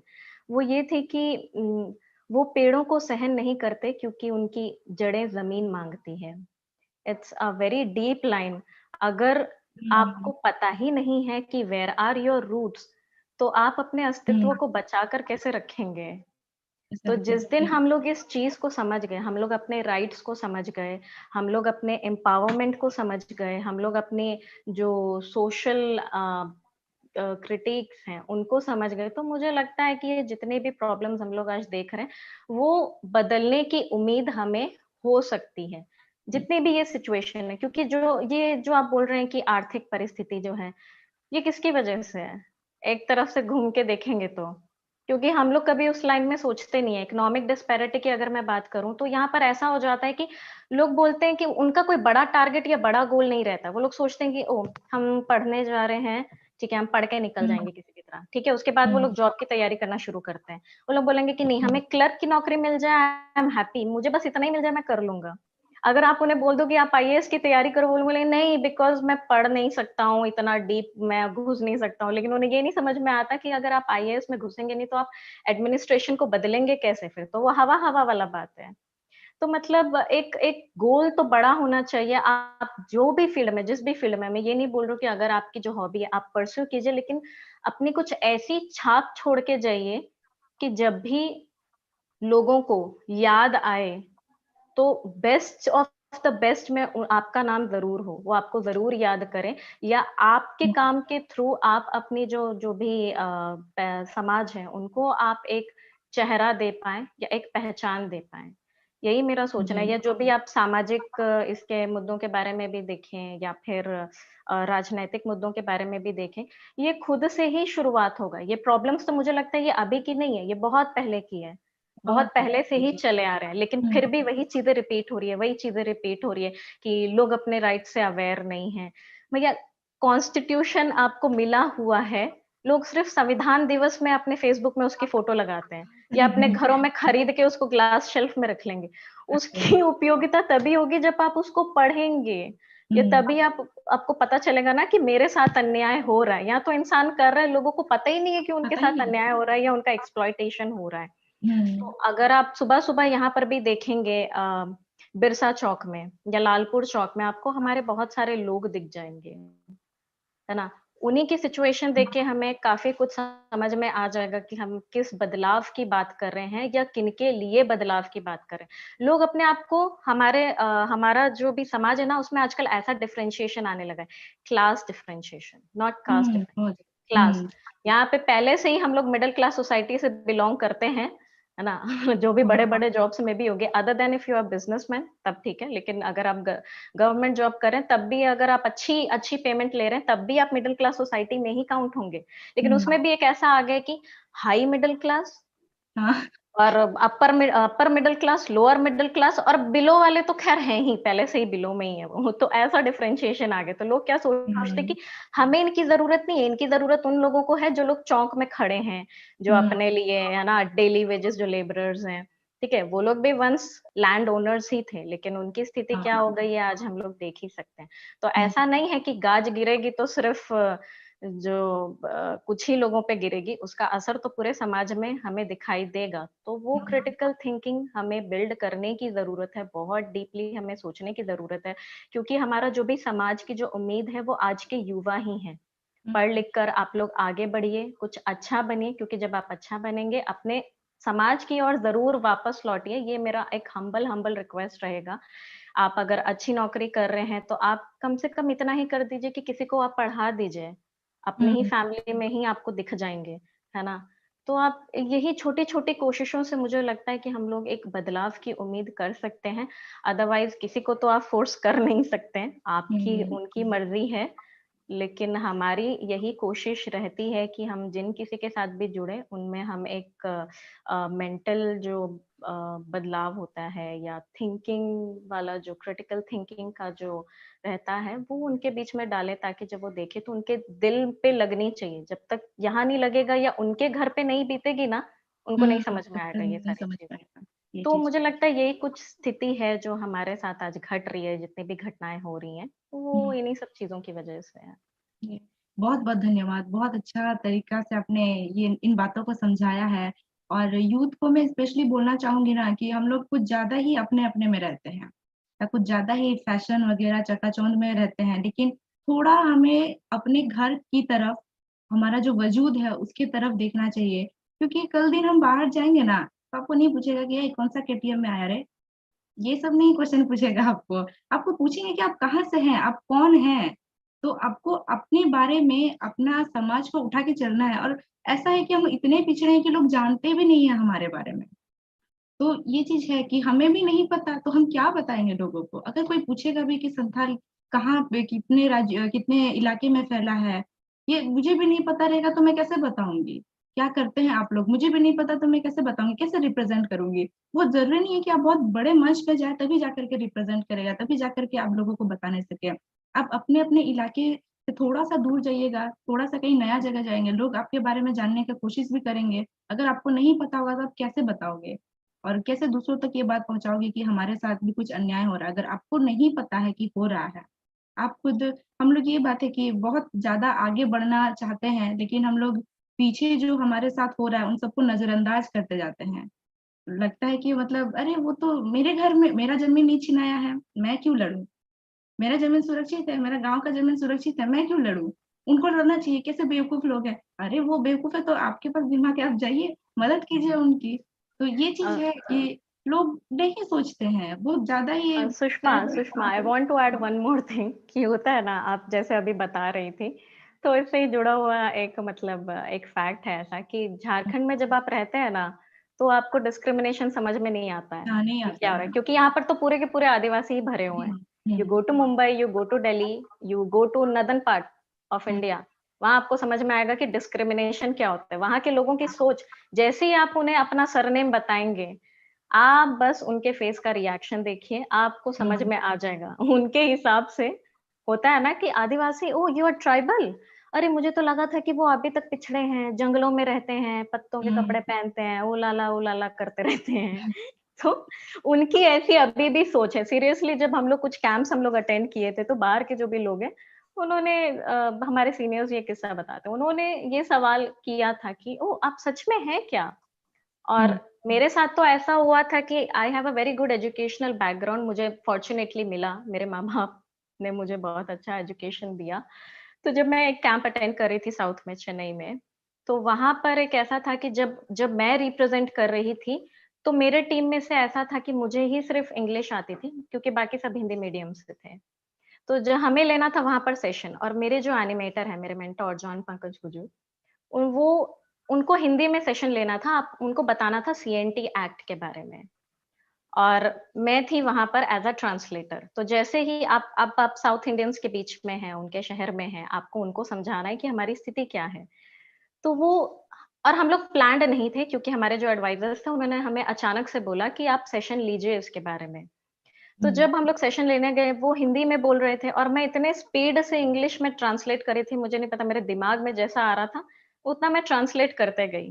तो जब सेशन खत्म हुआ, तो लोग आए, उन्हें अच्छा लगा सुन के, वो आए हमारे पास, उन्होंने कहा कि ओके, मेरे एनिमेटर से पूछा कि वेयर आर यू फ्रॉम, तो उन्होंने कहा कि आर यू फ्रॉम बैंगलोर। तो हम लोग हंसने लगे, क्योंकि एक तो जो हम लोग हैं, और जब आप साउथ इंडिया में जाएंगे तो आपको शक्ल लगभग सेम ही लगेगी, ऑलमोस्ट पता ही नहीं चलेगा। यहाँ पर भी अगर चेन्नई वाले लोग आ जाएंगे तो नहीं पता, आप पहचान ही नहीं पाएंगे कि वो साउथ इंडियन है या फिर ये। तो जब उन्होंने बोला कि हमें लगा आप बैंगलोर से हैं, तो हम लोग हंसने लगे, क्योंकि मे बी उनका जो पहनने का जो तरीका था, उन्होंने ब्रांडेड जूते पहने थे, थोड़े अच्छे, उनका ड्रेसिंग सेंस अच्छा है, तो उन्हें उन्हें देख के लगा कि maybe is from Bangalore. और मुझे वो लोग जब पूछने लगे कि oh are you from Mumbai saint Xavier's, मैंने बोला व्हाई, तो वो लोग बोलते हैं कि नहीं because you can speak very good English. तो मैंने बोला no no, I am from Jharkhand. वो लोग बोलने लगे सीरियसली। तो मैंने बोला क्यों, झारखंड के लोग अच्छी इंग्लिश नहीं बोलते हैं क्या? बोले नहीं नहीं, मुझे लगा कि आप इतने अच्छे वर्ड्स आप में आप ट्रांसलेट कर रहे थे, इतना एक आपका प्रेजेंस ऑफ माइंड इतना अच्छा है, तो वैसा तो मुंबई सेंट जेवियर्स वालों में हमने देखा है। तो हम बोले ऐसा कुछ नहीं होता, you should just broaden up your mind कि हाँ, झारखंड में भी ऐसे लोग हैं, ठीक है? तो वो आपको नजरिया बदलने की जरूरत है, नहीं तो ऐसे लोग आपको हर जगह मिल जाएंगे। तो ये एक ऐसे इंसिडेंट्स होते हैं। तो मैं जो भी आज के यूथ है, मैं उनको यही बोलना चाहूंगी, यहाँ पर नहीं पता चलेगा, डेफिनेटली आप हर चीज कीजिए। मैं तो बोलती हूँ कि हाँ, गिरना बहुत जरूरी होता है, बट गिर के आप उठिए, आप सीखिए भी। और जब आप बाहर जाएंगे, आप स्टेट से बाहर जाएंगे, तो आपके पास होना चाहिए कि लोग आपको देख के बोले यस, ट्राइबल्स हैं ये लोग, ट्राइबल्स हैं ये लोग, ऐसे ही होते हैं। तो इतना ही है। I hope I am taking a quite long time. चलिए कोई बात नहीं, ठीक है, बहुत अच्छी जानकारी आपने दिया है और सुनने में भी बहुत अच्छा लगा हम लोगों को। बहुत बहुत धन्यवाद। और अभी मैं शोभा आजादी की तरफ बढ़ रही हूँ कि ये चीज है कि हम लोग के बारे में बहुत कुछ बोला जाता है और ऐसी विचारधारा ना लोगों की रहती है, हमें बदलना पड़ता है। हमें बदलना है कि अपने काम के थ्रू या जो भी टैलेंट है उसके थ्रू हमें बदलना है। तो इसका एक बहुत अच्छा एग्जाम्पल है शोभा दी कि होता है ना, लड़कियों को बोला जाता है कि शादी के बाद आपका करियर खत्म, शादी से पहले अगर आपने शुरू नहीं किया है तो नहीं आप नहीं शुरू करने पाएंगे शादी के बाद, क्योंकि घर देखो, घर के काम देखो, बाकी बाकी सब चीजों के लिए नहीं होता है वक्त। तो आप इन सारी चीजों से उठ करके आई हैं और इतना अच्छा लोकप्रियता आपने हासिल किया है पूरे झारखंड में। तो बहुत खुशी की बात है हम सभी के लिए, आपके लिए भी बहुत बहुत बधाई आपको इस चीज का। और मैं ये क्वेश्चन पूछना चाहूंगी कि क्या मतलब ये सच है कि शादी के बाद फुल स्टॉप लग जाता है या उसको कोमा में बदल के कंटिन्यू कर सकते हैं? Thank you Sushma for this question. But ऐसा बिल्कुल भी नहीं है कि शादी के बाद फुल स्टॉप लग जाता है। ये मेरा पर्सनल एक्सपीरियंस है अमोंग अस। मैं ही मैरिड हूँ यहाँ पे among 4 of us right now. तो मेरा वैसा कुछ भी हार्श एक्सपीरियंस नहीं रहा है, बैड एक्सपीरियंस नहीं रहा है जहाँ पे मुझे मेरे करियर को लेकर के रोका गया हो। मुझे मेरे फैमिली की तरफ से भी कभी ऐसा कोई ये नहीं था, लिमिटेशन नहीं था कि आपको ऐसे ही करना है या ऐसा नहीं करना है, ऐसा करियर चूज करना है। ऐसा कोई किसी ने कभी प्रेशर नहीं किया है हमारे घर से भी। और आई एम लकी ना कि आई गॉट अ हस्बैंड जो मतलब कभी किसी चीज के लिए मुझे रोकते नहीं है। एंड इन फैक्ट मेरा करियर और it took off after getting married, क्योंकि मुझे एक वो कॉन्फिडेंस आया। And the reason I am here right now just because of him and my family, क्योंकि हमेशा वो एक पीछे से अनस्पोकन, हमेशा उनका एक सपोर्ट पीछे से रहा है, बैकिंग अप रहा है। तो नो आई से कि गर्ल्स आप लोग ऐसे पार्टनर को चूज कीजिए। अगर आप लोग देख रहे हैं अपने अपने आसपास में अगर कोई भी है तो जस्ट थोड़ा सा जज कर लें शुरू में। ऐसा don't get into any relationship और एनीथिंग जहां पे आपको थोड़ा सा भी लगे कि कोई आपको कंट्रोल कर रहा है या फिर आपके क्या बोलेंगे आपके ड्रीम्स को अचीव करने में वो अगर बाधा है ना, तो आई वुड सजेस्ट कि आप निकल जाइए वहां से पहली फुर्सत में पहली फुर्सत में वहां से निकलिए और कहीं सही जगह। एंड मैं ये नहीं बोल रही हूँ हमेशा एक रिलेशनशिप में रहना जरूरी है, शादी करना जरूरी है for any kind of security. आप अकेले भी one man army, one women army आप बन सकते हैं, ठीक है।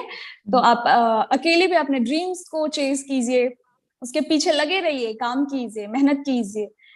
बहुत बार ऐसा लगेगा कि नहीं ऐसा नहीं हो सकता, मैं नहीं कर पाऊंगी, बट नहीं, अल्टीमेटली एक दिन आएगा जब आप उन सारे बाधाओं से ऊपर उठेंगे, इतना मैं कहूंगी। और यस आप before getting into any marriage, शादी करने से पहले आप जरूर इस चीज को समझ लें अच्छे से कि आगे आपके लिए क्या है।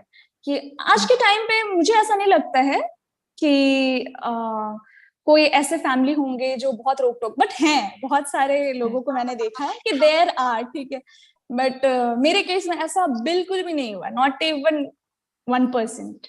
तो मुझे हमेशा सपोर्ट मिला है और आगे बढ़ने के लिए व्हाटएवर मैं कुछ भी करना चाहूँ आज के डेट पे ना, तो मुझे खुला छोड़ा गया है कि आप परसू करो व्हाटएवर इट इज और अपना पैशन फॉलो करो। My husband always says follow your passion, कोई दिक्कत नहीं है, व्हाटएवर जो भी मैं करना चाहूँ। मैं ट्रैवल करती हूँ इतना क्योंकि मुझे ऐसा, मैंने काम अभी जनवरी फेब में मुझे काम था, उड़ीसा भी मैं गई, राउरकेला भी मैं गई मेकअप के लिए, और पूरे झारखंड में ऑल ओवर, सिमडेगा हो, चाईबासा हो और विद इन रांची भी।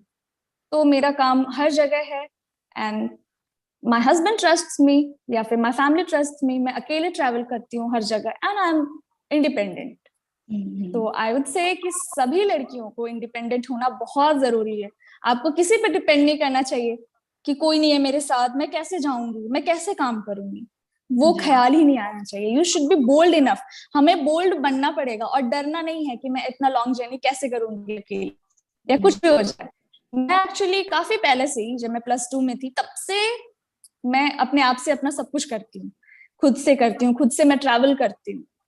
और अभी रिसेंटली भी मैंने अपनी फ्रेंड के साथ प्लान किया एक ट्रिप का और मैं गई थी मार्च में घूमने के लिए, फेब में सॉरी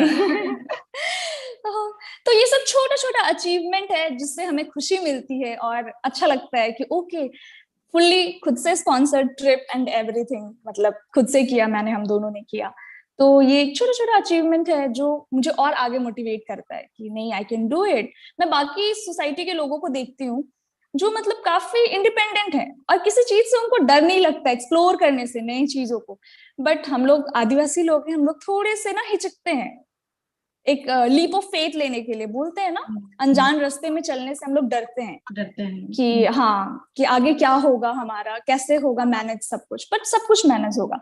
एंड आई होप कि मेरे साथ आगे भी मेरे मैरिड लाइफ में या मेरे पर्सनल करियर को लेकर के भी सब कुछ अच्छा रहे और मैं मैनेज कर पाऊं सब कुछ। दोनों तरफ देखती हूँ मैं, ख्याल रखती हूँ अपने मतलब इन लॉज का भी, अपने घर पे भी टाइम देना हुआ, मैं सब तरफ, मेरे पैर एक जगह कभी नहीं टिके रहते हैं। ये बहुत सही है और ये नारी शक्ति का एक उदाहरण भी है साथ में कि हम थैंक लोग यू। बहुत जगह को मैनेज कर सकते हैं, हमें बहुत बस जगह, ये खुद सिर्फ पे हम भरोसा रहना चाहिए। गर्ल्स पे, हम लेडीज पे ही ये है, हम लोग ही कर, just we can only do this, nobody else, हमारे खुद पे ऊपर है, भरोसा रखिए कि आप सिर्फ खुद पे, एक जगह नहीं, सिर्फ घर ही नहीं संभाल सकते आप अगर चाहते बाहर हैं भी, तो बाहर भी आप संभाल सकती है, अपने सब आप को कुछ। संभाल सकते हैं, सब चीज संभाल सकते हैं आप। तो ये चीज बहुत सही बात है और ऐसा नहीं है कि, मुझे भी ऐसा लगता है कि ऐसा नहीं है कि शादी के, भले ही मेरा शादी नहीं हुआ है, हाँ, नहीं, शादी के बाद मुझे कुछ लगता है बदलना नहीं चाहिए। हाँ कुछ बदलना नहीं चाहिए और ये ना आपके मन पे भी है, अगर आप चाहते हैं तो कीजिए, जरूर कीजिए। और शुरू जरूर में अगर कीजिए, आपको प्रॉब्लम्स हो भी रही है ना, तो आप अगर जिद में रहिएगा तो आपकी कामयाबी इवेंचुअली देख करके आपको लोग मदद करेंगे, हाँ सपोर्ट करेंगे, मदद आप लगे करेंगे और रहिए ना, फैमिली भी और आएंगे। क्या, वही फैमिली चीज है, सपोर्ट करेंगे, आप लगे रहिए बस, यही सब चीज फिर है। मैनेज हो जाएगा।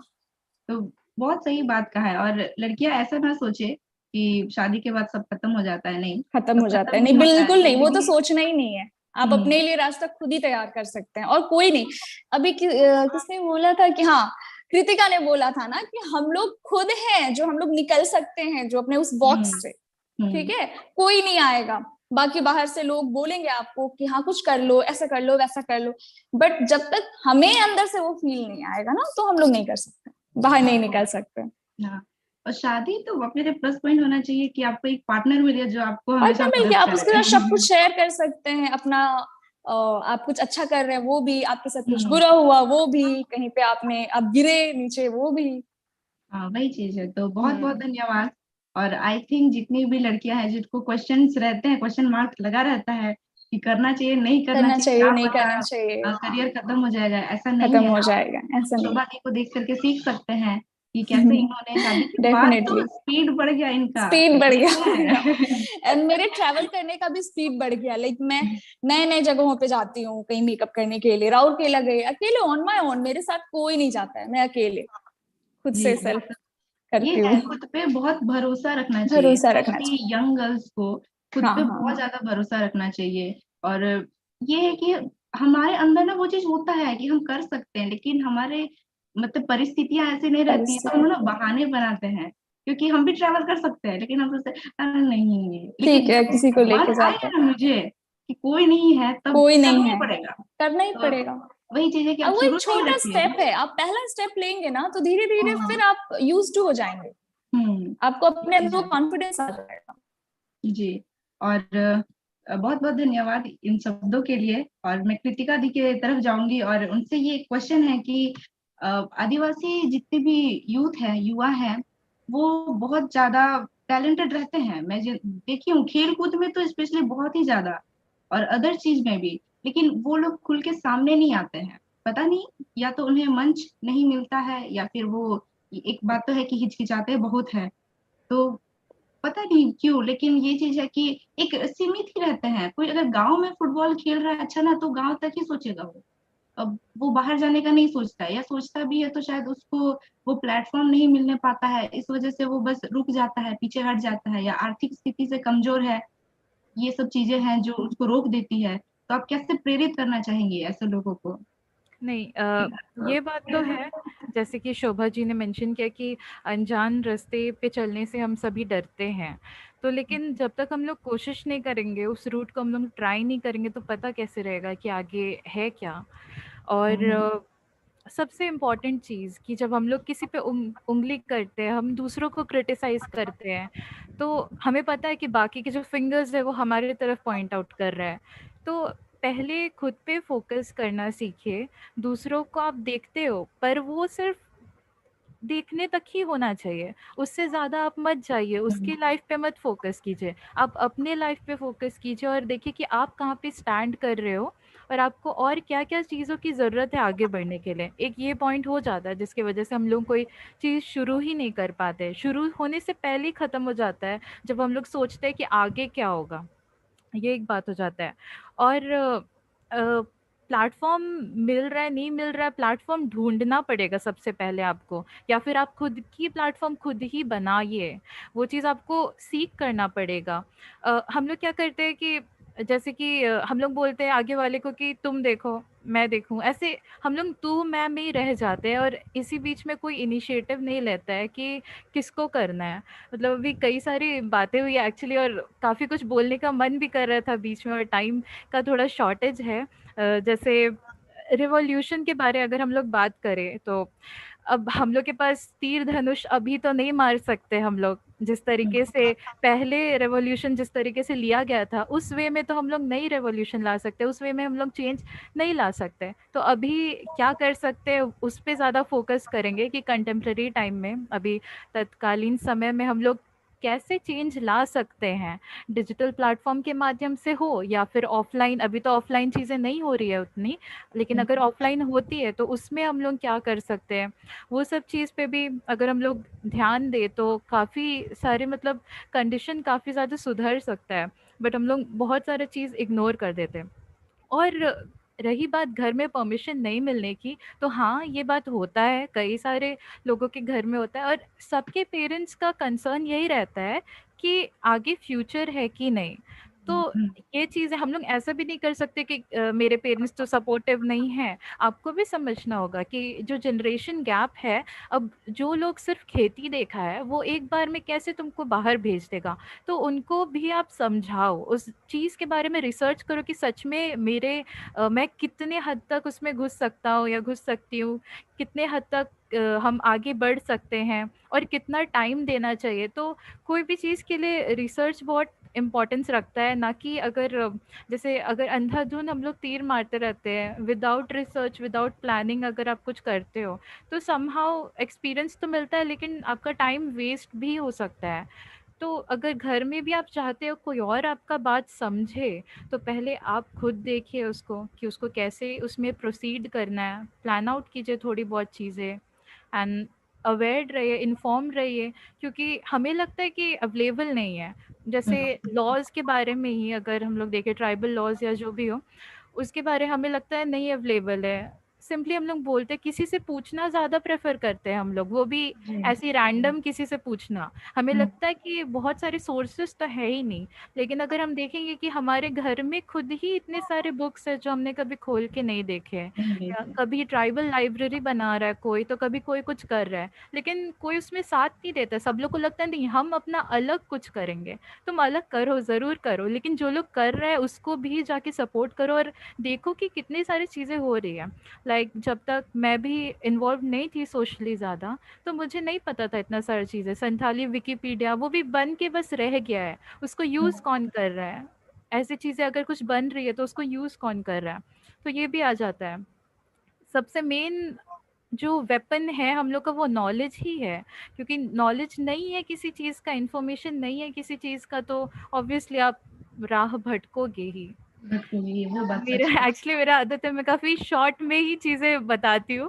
तो हाँ, एक्सप्लेन करने का भी आदत है, लेकिन शॉर्ट में टू द पॉइंट बता रही हूँ कि मुझे जैसा फ़ील हुआ और जो चीज़ें मुझे लगा कि हाँ, ये सारी चीज़ें इम्पोर्टेंट है और हमें करना चाहिए, कीजिए। और यही हमारा भी कोशिश है ट्राइब हूल के थ्रू कि ट्राइब हूल जो नाम आप सुन रहे होंगे, ट्राइबल हूल नहीं, ट्राइब हूल, तो उसका नाम ही इसलिए रखा गया था, हूल माह के दिन लॉन्च किया गया था कि इन केस अगर उसके थ्रू भी कोई चेंजेस अगर हम ला पाए, आपको सारी चीज़ें एक ही जगह मिल रही है, चाहे आप जॉब सर्च कर रहे हो या कोई इन्फॉर्मेशन ब्लॉग्स वगैरह पोस्ट कर रहे हो, मतलब सब चीज़ आपको एक जगह लेके देने की कोशिश है, ताकि आपको भी ईजी हो रीच आउट करने में लोगों को।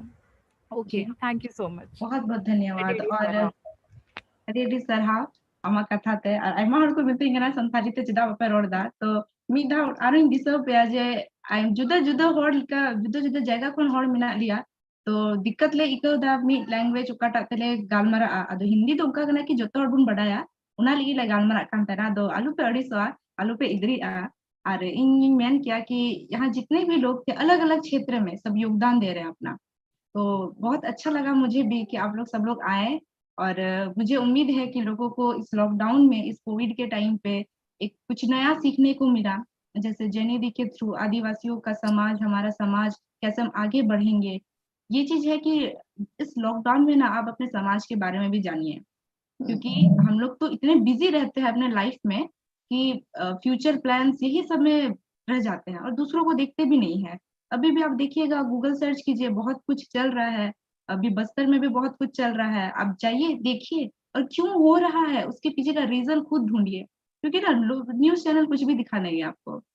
आप ग्राउंड रिपोर्ट देखिए कि क्या हो रहा है एक्चुअली में, किस वजह से हो रहा है। तो ये सब चीजें हैं कि अगर हम लोग आगे बढ़े हैं, तो हम लोग जो पीछे छूट रहे हैं, हमारे समुदाय के लोग ही, उनको क्यों नहीं मदद करें। तो ये चीज बहुत सही है। लॉकडाउन है अभी लगा हुआ, आप घर में रह रहे हैं, सुरक्षित रहिए, बहुत अच्छी बात है। लेकिन जानिए, अपने बारे में जानिए, अपने टैलेंट के बारे में जानिए।